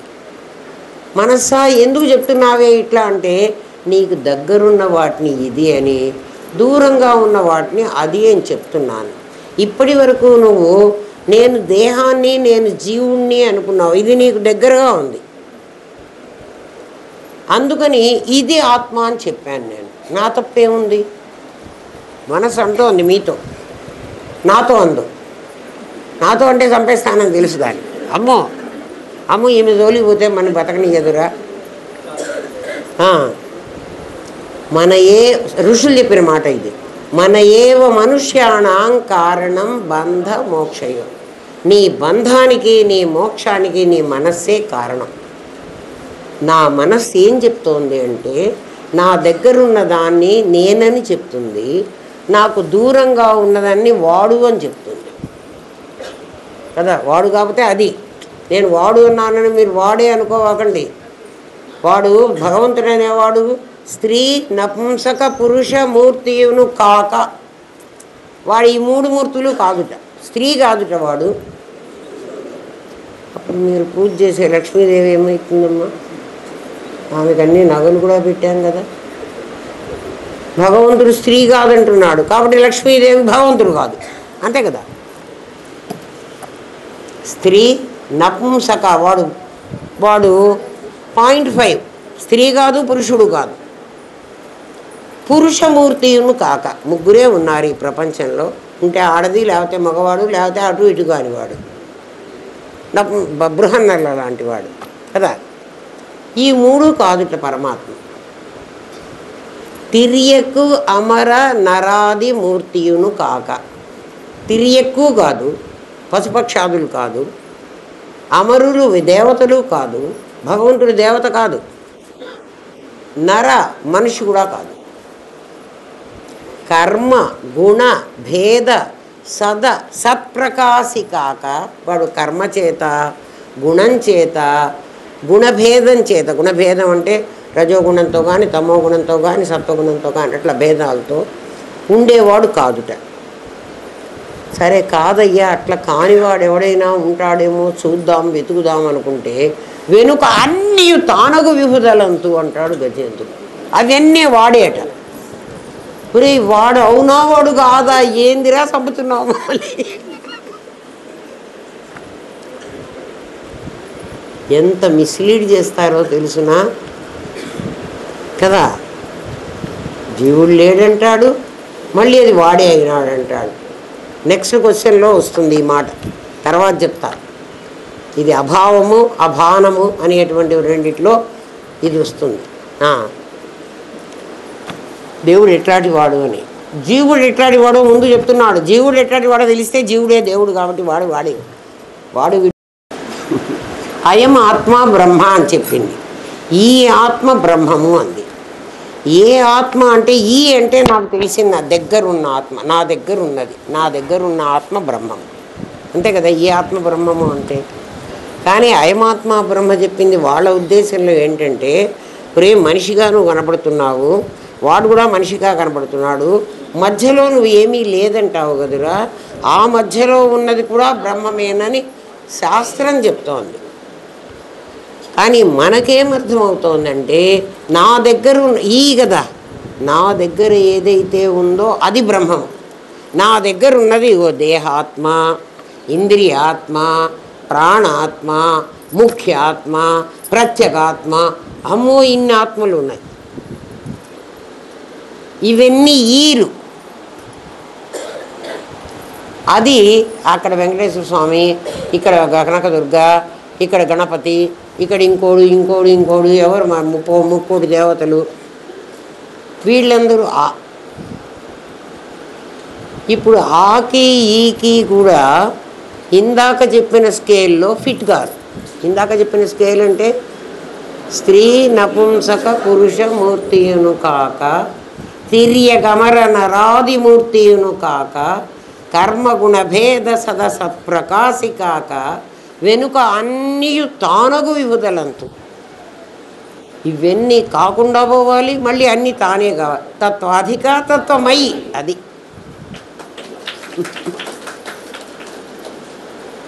తత్వాధిక కావాలి, తత్వమయి కావాలి. బంగారం కంటే ఎగ్నెస్ట్గా ఉంది చైన్, గొలుసు కదా. గొలుసు గాజులు బంగారం కంటే వేరుగా ఉన్నాయి. బంగారం అయితే నేను మెళ్ళో వేసుకోలేను, గొలుసు గాజులు అయితే మెళ్ళో వేసుకోగలను. కాబట్టి బంగారం కంటే ఇవి వేరుగా ఉన్నాయి, కానీ ఇవి బంగారమే అయ్యి ఉన్నాయి. తత్వాధిక తత్వమయ్యి అది. అందుకని జీవుడు అని మీరు అనుకుంటున్నవాడు ఉన్నాడే, మేమనుకుంటున్నవాడు అంటే ఎవరు? ఈ ఆత్మ. ఏ ఆత్మ? ఇందాక చెప్పిన వీళ్ళన్నిటికీ ఆత్మ పేరు ఇచ్చేసాం. ఎందుకు ఇచ్చేసామంటే ఇవి ఆత్మ లేకపోతే ఇవి పనిచేయవు. మరి ఇవే ఆత్మనా? కాదు. ఏంరా, బల్బుని బల్బ్ అంటావు, ఫ్యాన్ని ఫ్యాన్ అంటావు. ఈ రెండు కూడా కరెంటుతోనే తిరుగుతున్నాయి. కానీ ఫ్యాన్ను కరెంట్ అనవు, బల్బుని కరెంట్ అనవు అంటావా? మరి బల్బుకి వేరే పేరు పెట్టుకున్నావు. అట్లాగే ఇంద్రియాలు అని పెట్టుకున్నా. ఇంద్రియ ఆత్మ అని ఎందుకు పెట్టాను? ఫ్యాను కరెంటు, బల్బు కరెంటు అంటామా?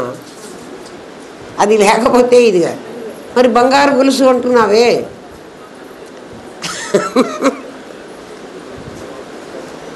బంగారాన్ని గొలుసుని కలిపి పారేసావు కదరా. అట్లా దేహాన్ని ఆత్మని కలిపాను, ఇంద్రియాలని ఆత్మని కలిపాను కదా. అర్థమవుతుందా? అయమాత్మ బ్రహ్మకి చెప్తున్నాడు. వాళ్ళు చెప్పిన సెన్స్ ఏది? నీకు అర్థమైన సెన్స్ ఏది? నీకు ఎందుకు అర్థమైందంటే ఇందుకు నీకు అర్థమైంది. నీకు అది అర్థం కాలేదు కాబట్టి ఇది అర్థమైంది. ఇప్పుడు చూపిస్తున్నాడు, నీకు అర్థం చేయిస్తాడు. చూడండి, నీకు అర్థం కావాలంటే ఒక మాట చెప్తున్నా అన్నాడు. ఏమిట్రా ఆ మాట? ఇంత పాఠం అయిందిరా, 1.5 గంట, ఇంత ఇంత ఇంత 10 లైన్లు కూడా కాల. నీకు అర్థం కావాలంటే ఒక వెలుగుతున్న దివిటీని చేతిలో పట్టుకోమన్నాడు. మనం దీపావళికి కాకరొత్తులు ఉంటాయి కదా, ఊహించుకోండి. ఇప్పుడు కాకరొత్తులు వద్దు, వెలిగించద్దు.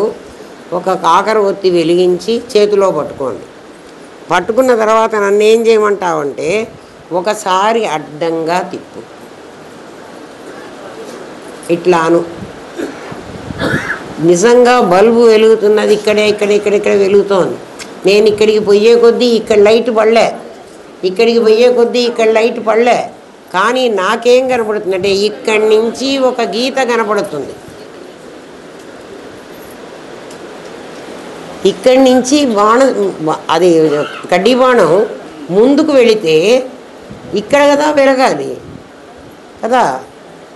అది ఎట్లా వెలుగుతోంది? ఇట్లా వెలిగింది. ఇప్పుడు దీన్ని గీత అంటావు. రేఖ. రేఖ అంటే ఏమిటి?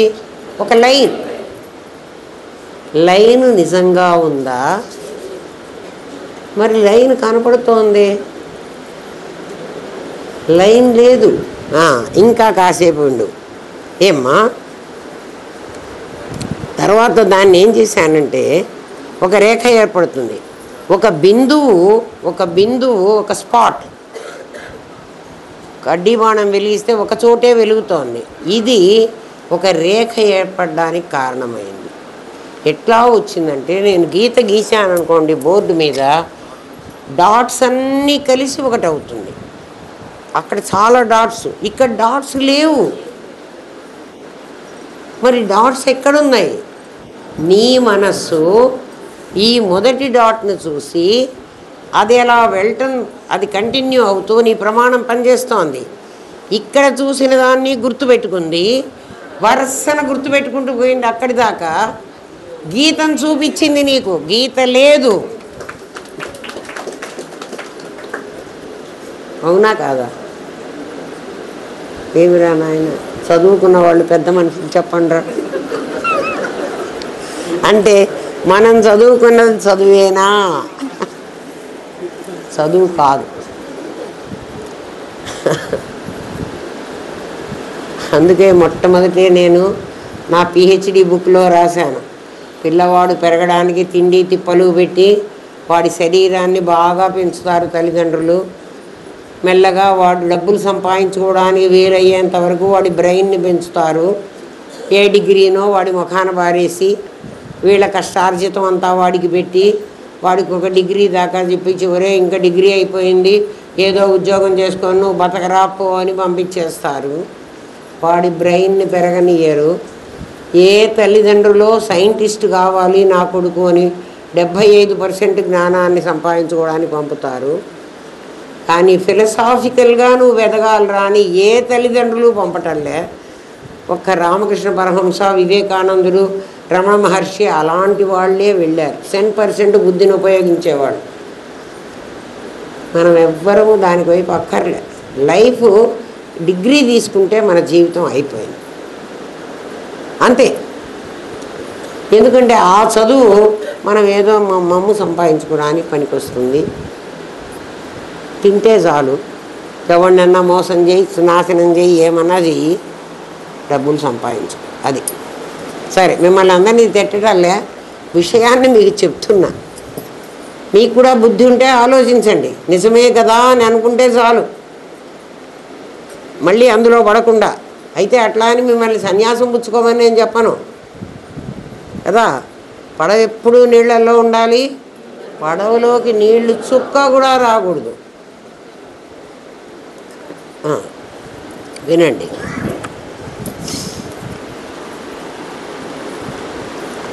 ఒక బిందువు రేఖ ఏర్పడడానికి కారణమైంది, కానీ బిందువు రేఖ కాలేదు.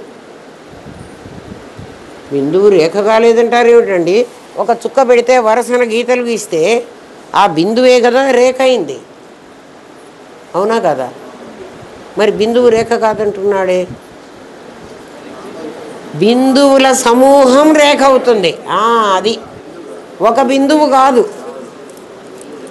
ఇప్పుడు నువ్వు మనిషిగా కనబడుతున్నావే, ఎన్ని సెల్సో నీ బాడీలో చేరి నువ్వు మనిషిగా కనబడుతున్నావురా. అర్థమైందా? ఇంకా చెప్తుంది శాస్త్రం మనకి. ఇంకా ఏం చెప్పిందంటే, నీ చేతిలో ఇంకా ఆ కడ్డీబాణం ఉంది కదా, కాకరొత్తి. కాకరొత్తి అంటే కడ్డీబాణం. మన రాయలసీమ భాషలో కడ్డీబాణం ఉంది, సర్కారు భాషలో కాకరొత్తులు. కాకరొత్తులు, మతాబులు, చిచ్చుబుడ్లు, మనకి బురుజులు. కొండారెడ్డి బురుజు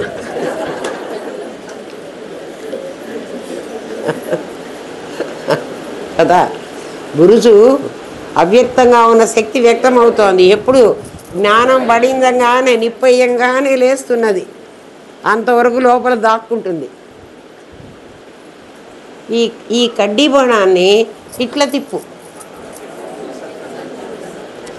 సర్కిల్ వస్తోంది. అక్కడ సర్కిల్ ఉందా? మరి నీకు సర్కిల్ కనిపించింది కదా, కనిపిస్తుంటే లేదంటావేమిటి కదా. దాన్ని అలాత శాంతి అంటుంది. అలాత శాంతి అనేటువంటి పదం ఉపయోగిస్తుంది శాస్త్రం. అంటే ఏమిటి? అక్కడ లేకుండానే నీకు గుండ్రాలు కనపడుతున్నాయి, నీకు రేఖలు కనపడుతున్నాయి.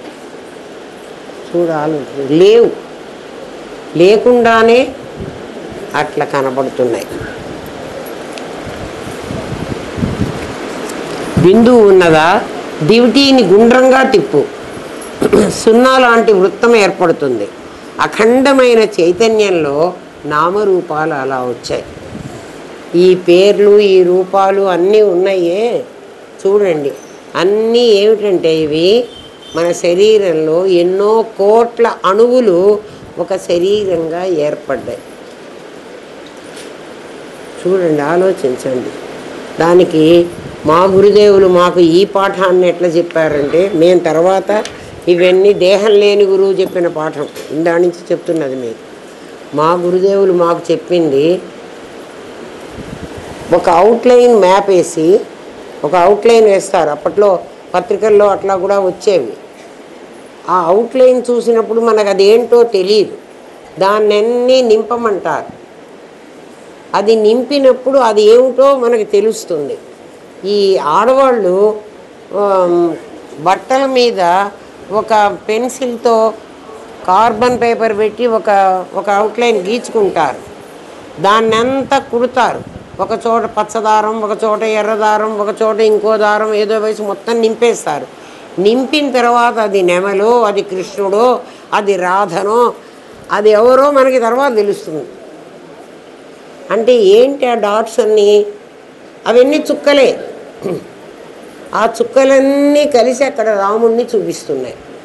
ఆ చుక్కలన్నీ కలిసి అంతవరకు అక్కర్లే, ఇంకా మీకు అర్థమయ్యేది, ఇంకా దగ్గరికి వచ్చేస్తా చూడండి. బంగారం చిన్న చిన్న అణువులు. బంగారం ఏముంది అంటే ఏం లేదు, బంగారం ఏం లేదు. మనకి బిస్కెట్గా ఉంటే బిస్కెట్గా ఉంది బంగారం అనుకుంటున్నాం, కాదు.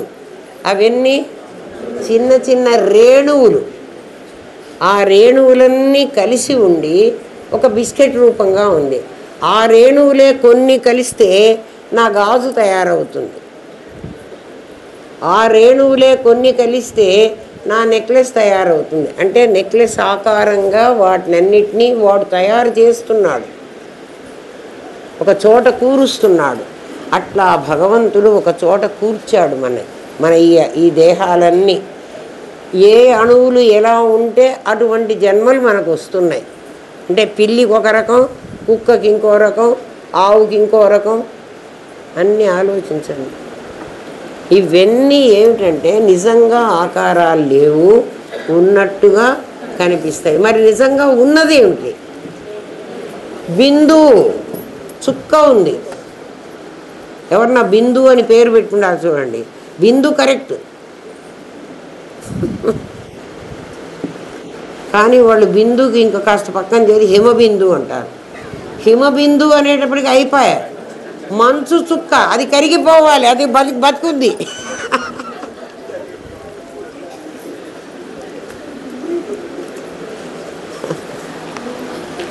ఆలోచించండి అర్రా. అఖండ చైతన్యంలో నామరూపాలు ఏర్పడ్డాయి. అది బిందువు కంటే భిన్నం కాదు. బిందువు సత్యం, రేఖా వృత్తము వ్యావహారిక సత్యం. రేఖ వృత్తము వ్యావహారిక సత్యం మీకు కనపడుతుందే కానీ నిజంగా అది లేదు. బిందువు ఉన్నది, బిందువే అలా కనపడుతున్నది. అలా ఆరోహణ అవరోహణ క్రమంలో సరిగమ పదని అనే 7 జ్ఞానభూమికలు తిరోధానంలో నామరూపక్రియలు జీవునకు, దేశకాల వస్తువులకు, జగత్తుకు వచ్చాయి. ఇది తెలియాలంటే మొట్టమొదట సరిగమ పదని అని నువ్వు అవరోహణ క్రమంలో వెళ్ళు. అంటే పైకి ఎక్కు. పైకి ఎక్కడం అంటే పరమాత్మ స్థానాన్ని ముందు తెలుసుకో. తెలుసుకున్న తర్వాత కిందికి దిగు. సనిదప మగరి అని, సరిగమ పదని అని పైకెక్కు, సనిదప మగరి అని కిందికి దిగు. సామవేదం ఇదే చెప్తుంది కదా. సరిగమ పదని అని పైకెక్కు. పైకెక్కు అంటే పరమాత్మలోకి వెళ్ళు. ఎట్లా వెళ్ళమంటావు? అంతర్ముఖ సమారాధ్య. లోపలికి వెళ్ళరా దొరుకుతాడు. లోపలికి ఎలా వెళ్ళమంటావు అంటే సరిగమ పదని అని వెళ్ళు. ఈ లోపలికి కాదు, ఇది అబద్ధం అని చెప్పేశాం కదా ఇప్పుడే. బిందువులే ఇట్లా కనపడుతున్నాయి. మరి పైకంటే ఎక్కడికి వెళ్ళమంటారండి? పూర్ణంలో నువ్వు పైకి వెళ్ళు, సున్నాలో నువ్వు పైకి, ఇక మధ్యలో సున్నా చుక్క ఉంది, ఈ చుక్క పై వరకు వెళ్ళు. అంటే ఆ వృత్తంలో ఆ లాస్ట్ లైన్ని టచ్ చేయి. టచ్ చేస్తే నువ్వు ఇదంతా నీకు తెలిసినట్లు, అంతే కదా. తెలిసి అక్కడ కూర్చోవాకు, మళ్ళీ దిగిరా. సనిదప మగరి అని మళ్ళీ దిగిరా. ఎందుకు దిగి రావాలి? ఇక్కడ నీలాంటి వాళ్ళు ఇంతమంది ఉన్నారు, వీళ్ళందరికీ చెప్తే అక్కడికి తీసుకు. అందుకు గురువుగారు నాకు చెప్పింది, అమ్మ నీకు తెలిసింది నలుగురికి చెప్పు అంటే, చెప్పడం వల్ల ఏమిటి లాభం? వాళ్ళందరూ కూడా నేనేది పొందానో వాళ్ళది పొందుతారు. చూశారు, నాకు గుడి కట్టించమని అడిగాడా ఆయన మహానుభావుడు? నాకు పంచెలు పెట్టు అని అడిగాడా? లేకపోతే బంగారం గొలుసు తీసుకొచ్చి ఈ పూలకు బదులుగా నా మెళ్ళో వెయ్యి అని అడిగాడా? ఆయన ఏం అడగలే. నువ్వు ముందు పైకెక్కు, అంటే మేడ మీద ఏముందో నువ్వు ముందు చూడు, చూసిన తర్వాత నువ్వు దిగిరా, అక్కడ కూర్చోవా. అక్కడ కూర్చుంటే నీవొక్కడికే లాభం, దిగొస్తే ఎంతమందికి లాభం. వీడందరికీ చెప్పు. ఈత నేర్చుకున్నవాడు ఏం చేయాలి? నాకు ఈత వచ్చు కదా, నాకు సముద్రంలో నేను దిగినప్పుడు నేను ఈత కొట్టుకుంటాను. ఒరే సముద్రంలో దిగక్కర్లేదుగా, ఈతలు కొట్టుకుండా ఈత రాకుండా బాధపడేవాళ్ళు ఇంతమంది ఉన్నారు. ఎవర్రా వాళ్ళందరూ? సంసార వృక్షమారూఢ, తెలియకుండా ములగ చిట్టెక్కేశారా వాళ్ళందరూ. వాళ్ళు లేరన్నావు కదయ్యా, ఇప్పటిదాకా జీవుడే లేడన్నావు, మళ్ళీ వాళ్ళందరూ ఉన్నారంటావేమిటే? నీకు వాళ్ళు లేరు, వాళ్ళకి వాళ్ళు ఉన్నారు. అసలు మన ఋషులకు ఏమిస్తే మన రుణం తీరుతుందర్రా? ఏమిచ్చినా రుణం తీరదు. అయితే ఇది చెప్పంటున్నారు కదా, ఎల్ల శరీరధారులకు ఇల్లు అను చీకటి నూటి లోపలంద్రెళ్ళక, నీరు నేను అను ఆ భ్రాంతిలో పడ్డారు వాళ్ళు. ఎల్ల శరీరధారులు, ఈ శరీరధారులందరూ ఏమైనారంటే, శరీరధారులు అంటే శరీరాన్ని ధరించిన వాళ్ళు ఇల్లు అనే చీకటి నూతిలో పడ్డారు. చీకటి గోతిలో నూతిలో బావిలో పడ్డారు. వాళ్ళు ఏమనుకుంటున్నారంటే, బావిలో పడ్డ కప్ప ఏమనుకుంటుంది? బావే మొత్తం అనుకుంటుంది. సముద్రం నువ్వు చూసావా అని మనం అడిగామనుకోండి బావిలో కప్పని, సముద్రం ఏముంటుంది, నా బావి చూడు ఎంత బాగుందో, నా సంసారం అంత బాగుంది. ఆ బావిలో చీకటి ఉంటుంది. ఎంత సూర్యుడు ప్రకాశిస్తున్నా సూర్యుడు నడినెత్తి మీదికి వచ్చే వరకు బావిలో చీకటే ఉంటుంది. అందుకని అచ్చపు చీకటింబడి గృహవ్రతులై వాళ్ళు ఏం చేస్తున్నారంటే, వాళ్ళ ఇల్లే వాళ్ళ కైలాసం, వాళ్ళ కడుపే కైలాసం, ఇల్లే వైకుంఠం. అందుకే అందులోనే ఉన్నారు. వాళ్ళకి అదే చాలా చాలా కావాల్సింది. అచ్చపు చీకటి, కొంచెం చీకటి కాదు అది. ఏ చీకటి అందాం? అంత డెన్సిటీ ఉన్న చీకటి. అచ్చపు చీకటింబడి గృహవ్రతులై విషయ ప్రవృత్తులై చచ్చుచు పుట్టు చున్మరల చర్విత చర్వణులైన వారికి చస్తున్నారు, పుడుతున్నారు, మళ్ళీ చస్తున్నారు, మళ్ళీ పుడుతున్నారు, మళ్ళీ చస్తున్నారు, మళ్ళీ. చెచ్చర కలుగునే పరులు చెప్పిననైనా నిజేచ్ఛనైనా ఏమిచ్చిననైనా కానలకు ఏగిననైనా హరిప్రబోధము. భగవంతుని గురించి తెలుసుకోవాలని వాళ్ళకు ఉండదురా. కర్నూలులో ఇంతమంది ఉంటే వీళ్ళే ఎందుకు వచ్చారు? మిగిలిన వాళ్ళందరికీ ఏమైంది? అచ్చపు చీకటింబడి. ఇక వాళ్ళని ఏం తిట్టమంటారా? పోతనే తిట్టేశాడు, ఇంక నేను తిట్టక్కర్లే.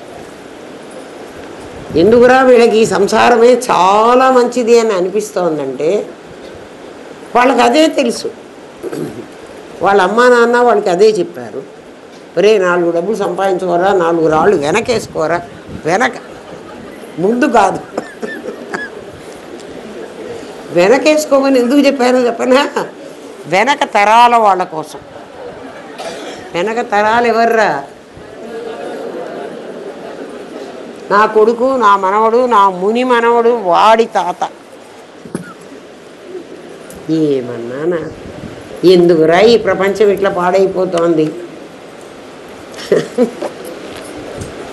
అర్థమైందా? అంతే అన్నారు. అట్టాటి చదువులే చదువుకున్నాం, ఆ డబ్బు సంపాదించుకోవడానికే మన లైఫ్ అంతా పెట్టేసుకున్నాం.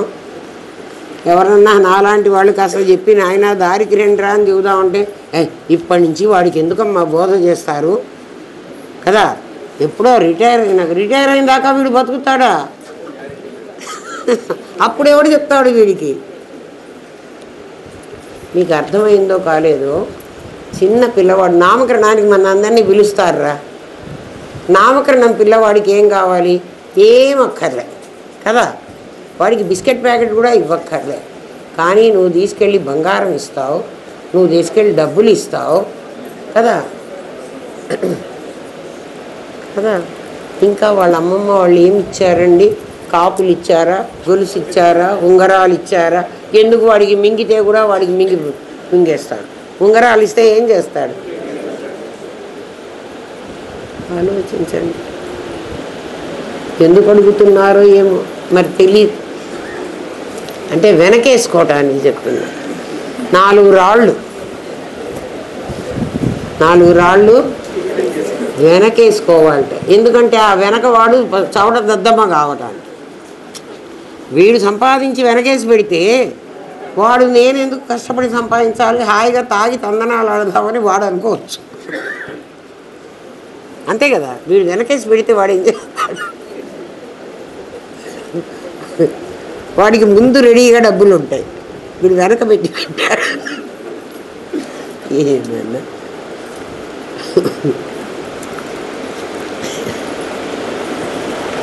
బిందువు సత్యం, రేఖ వృత్తము వ్యావహారిక సత్యం. ఎందుకంటే వ్యవహారంలో కనబడతాయే కానీ వాటికి నిజం లేదు.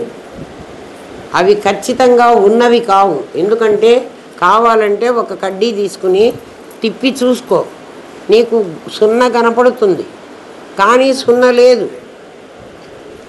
నీ కడ్డీ ఇక్కడికి వచ్చినప్పుడైనా ఇక్కడ ఉండకూడదు కదరా. కానీ మాయ అంటే ఏదో మాయ, ఇదేరా మాయ.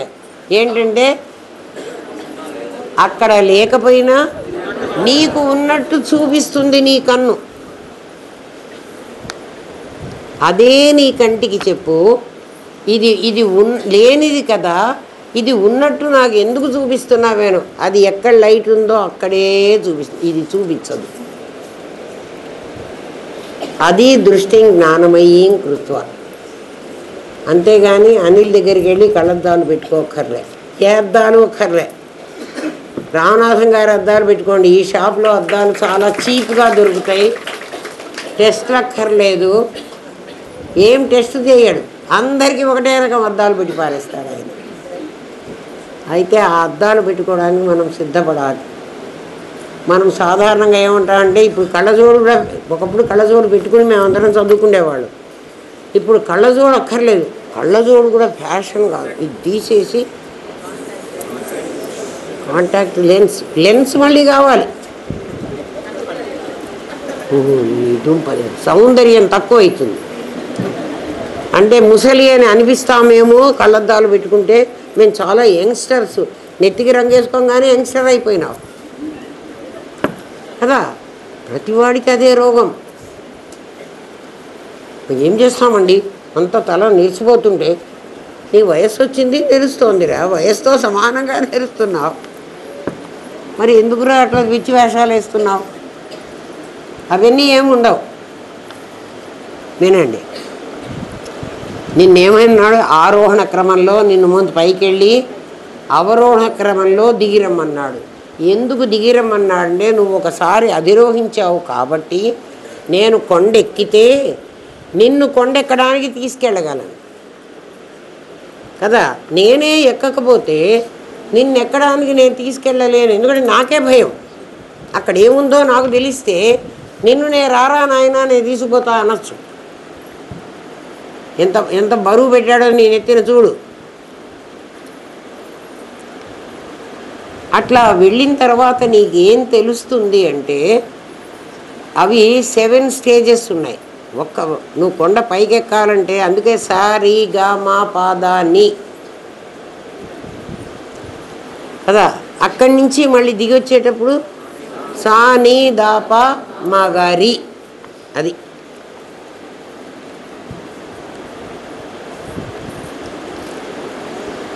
అప్పుడు నీకేం తెలుస్తుందంటే, తిరోధానంలో, తిరోధానం అనుగ్రహం అని. అనుగ్రహం అంటే పైకి వెళ్ళడం, తిరోధానం అంటే కిందికి రావడం. కిందికి వచ్చి నువ్వు గణపతి అయినావు, మహాగణేశుడు అవ్వమంటున్నది. మహాగణేశుడు అవ్వాలంటే పైకి వెళ్ళాలంటే ఎట్లా వెళ్ళాలి? అందుకే ఉపర్వాల అయినాడు. ఉపర్వాల అంటే నువ్వు డాట్వి, నీ చుట్టూ ఒక సర్కిల్ ఉంది. నువ్వు ఇందులో ఏ వైపు వెళ్ళినా ఆ సర్కిల్కే చేరతావు. నువ్వు ఎటన్నా వెళ్ళు, నీ నుంచి బయటికి వెళితే చివరిలో ఎక్కడుంటావు? ఆ పరిధిలో ఎక్కడో ఒక పాయింట్ దగ్గర నువ్వు టచ్ అవుతావు. అంటే గీత గీచుకోరా, నీకే వస్తుంది. ఎక్కడ టచ్ అవుతావు? ఆ పరిధి ఎలాంటిదంటే నువ్వు ఎక్కడ టచ్ అయినా దాన్ని మొత్తం వచ్చినట్టే. దాని ఇది అట్లాంటిది. అప్పుడు నీకేం తెలుస్తుందంటే నామరూప క్రియల వల్ల జీవుడు ఏర్పడ్డాడని, దేశకాల వస్తువుల వల్ల జగత్తు వచ్చిందని నీకు అర్థమవుతుంది. అవరోహణలో దీని నుంచి అట్లా నీకు అర్థమైన తర్వాత నువ్వేం చేయాలంటే అవతారం. అప్పుడు అవతారం అంటే కిందికి దిగు. మత్స్యావతారం, కూర్మావతారం, వరహావతారం, నారసింహావతారం, ఇట్లా అవతారం అంటే ఒకసారి పరమాత్మ పైకి వెళ్ళి తన్ని తాను తెలుసుకుని తర్వాత అవతారం రూపంగా కిందికి వచ్చాడు. ఆ కిందికి వచ్చినప్పుడు ఏమైందంటే వీళ్ళందరికీ కూడా ఈ నామరూప క్రియలు, జీవుడని, దేశకాల వస్తువులు, జగత్ అని వాళ్ళకు అర్థమయ్యేటట్టుగా వాళ్ళు చెప్పారు. ఎవరు చెప్పారు? ఆ దిగొచ్చిన వాళ్ళు కదా. ఆ అవతారంలో మత్స్యావతారం, కూర్మావతారం ఇవన్నీ. ఈ మాట మీరు చెప్తున్నారు కాబట్టి నిజమా అండి? మాకు అనిపించాలి కదా అంటే లలితా సహస్రనామం మీరే చెప్పుకుంటారు కదా. నీళ్లల్లో చెయ్యి ముంచి 5 వేళ్ళు నీళ్లలో ముంచండి, చెయ్యి ఇట్లా పెట్టండి. ఏమవుతుందంటే డ్రాప్స్ వస్తాయి. ఇక్కడ అన్ని తెల్ల చుక్కలు వస్తాయి, అంటే నీటి చుక్కలు, బిందువులు. అది డ్రాప్ పడేటప్పుడు అన్నీ ఒకసారే పడతాయి. ఎందుకంటే చెయ్యి ఒకసారే మీరు ముంచారు. మీకు 5 వేళ్ళు ఉన్నాయి, మనకు 6 వేళ్ళు లేవు, 4 వేళ్ళు లేవు, 5 వేళ్ళు ఉన్నాయి. ఈ 5 వేళ్ళు 5 భూతాలు, పృథ్వీ ఆపస్తేజో వాయురాకాశాలు. అందులో ఇది స్కూల్లో చిన్నపిల్లలకి పాస్కు పోవాలంటే ఇట్లా చూపిస్తారు. ఇది జలసంజ్ఞ, ఇది నీరు కదా. అది యోగ శాస్త్రంలో చెప్తారు. ఈ 5 మన పృథ్వీ, ఆపస్సు, తేజస్సు, వాయువు. దేవుడు అంటే మీరు అనుకుంటున్న దేవుళ్ళు కాదమ్మా, వాళ్ళు లేరు. మీరెంత లేరో వాళ్ళంత లేరు. మీరేం భయపడక్కర్లా, ఇట్లా వేసుకోక్కర్లా. అమ్మో అమ్మగారు దేవుడిని తిడుతున్నారే, దేవుడు అర్థం చేసుకోండిరా. చూసేవాళ్ళు పాపం అప్పుడే ఇట్లా అనుకుంటున్నారు. అమ్మో ఈ 5 ఒక్కసారి డ్రాప్స్ పడతాయి చూడండి. వీటిని అట్లనండి, ఒక్కసారి చుక్కలన్నీ పడతాయి కదా, అవన్నీయే మీ అవతారాలు. కర అంగుళి నఖ ఉత్పన్న నారాయణ దశాకృతి. కరాంగుళి నఖోత్పన్న నారాయణ దశాకృతి. ఇది నేరాయలేదమ్మా. కర అంగుళి చేతి వేళ్ళు నీళ్ళల్లో ముంచి దాన్ని ఒక్కసారి అమ్మవారు అట్లా విదల్చిందిట. అట్లా విదల్చంగానే ఎన్ని చుక్కలు, 5 చుక్కలు ఉన్నాయి కదా, ఇవన్నీ కలిసి అట్లా పడితే ఏ చుక్క ఎక్కడ పడిందో, ఏది కలిసిందో నీకు తెలియదు, నాకు తెలియదు. అవి నారాయణుడి దశ ఆకృతులు. మరి ఆకృతులని పూజిద్దామా, ఈ అమ్మవారిని పూజిద్దామా? మీరే ఆలోచించారు. అదంతా మాకేం తెలియదండి. మా పెద్దోళ్ళు వెంకటేశ్వర స్వామి బొమ్మన్నారు, దర్గాకు బొమ్మన్నారు. దర్గాకు పోకపోతే చచ్చిపోతాం మేము. అమ్మో మా మనవాడిని ఏమన్నా చంపేస్తే ఎట్లా? దర్గాదేవుడా నీ బొంత దేవుడా? వాళ్ళకి ఎవరో తెలియక పిచ్చి విధవల పనులు చేస్తే మీరు తెలుసుకుని ఏం ఏడుస్తున్నారే? ఇంకా మానుకోలేకపోతే సరైన మార్గంలో నడవండి, అంతేగాని పిచ్చి వ్యవహారాలు చేయవాకండి. చేస్తే నాకే అవమానం. నేను ఎందుకురా వీళ్ళకందరికీ చెప్పడం అని అనిపిస్తుంది కదా. ఆచరణ యోగ్యంగా ఉన్నటువంటి విద్య ఎందుకురా దండగా? డాక్టర్ కూడా నాకు మెడిసిన్ డిగ్రీ ఉందన్నమాట. వాడికి ఎవడికో రోగం వచ్చిందిరా నాయన వాడిని చూడరా అంటే, అమ్మో నాకు భయం వేస్తోంది, వాడిని ఎవరిని అన్న పిలుచుకోండి, డాక్టర్ని పిలవండి, వీడి డాక్టర్ కాదు. అది మన బతుకు. ఏమ్మా, పరమాత్మలోనికి చేరు సనిదప మగరి అదిట వాళ్ళని అసలైన వ్యవహారం చెప్పమన్నాడు. సో అయమాత్మ చతుష్పాత్ విశ్వ జాగ్రత్త స్థాన. ఇది మళ్ళీ నెక్స్ట్ క్లాస్ ఉన్నామంటే వాడు నామరూపక్రియలు జీవుడికి దేశకాల వస్తు అది మాకు ముందే తెలుసండి. ఇప్పుడు నామరూపక్రియలు ఎట్లొచ్చినాయో చెప్పాను, జీవుడు ఎట్లా వచ్చాడో చెప్పాను. బట్టల షాప్కి వెళ్ళి బట్టలు మనం కొనుక్కున్నాం. మనం కొనుక్కోవడానికి మన దగ్గర ఏది ఉంది? కర్మ ఉంది. ఎంత కర్మ ఉంటే దానికి తగ్గ జన్మే తెచ్చుకుంటాం. అంతేగాని అంతకు మించి నేను పెద్ద పెద్దవి కొనుక్కుంటా అంటే సాధ్యం కాదు. ఏమ్మా, రేపు సో అయమాత్మ చతుష్పాత్, ఆ ఆత్మకి 4 కాళ్ళు ఉన్నాయిట. అయమాత్మ బ్రహ్మ అని చెప్పాడు. ఆ బ్రహ్మకి 4 కాళ్ళు ఉన్నాయిట. 4 ఎట్లా చెప్తారో చూడరా. మనం అర్థం చేసుకునేప్పటికి ఎంత కష్టమో. ఒరే, అర్థం చేసుకునేవాడికి కష్టం, వినేవాడికి కష్టం కాదు. ఎందుకంటే వీడు కదా పడ్డదంతా పడ్డాడు.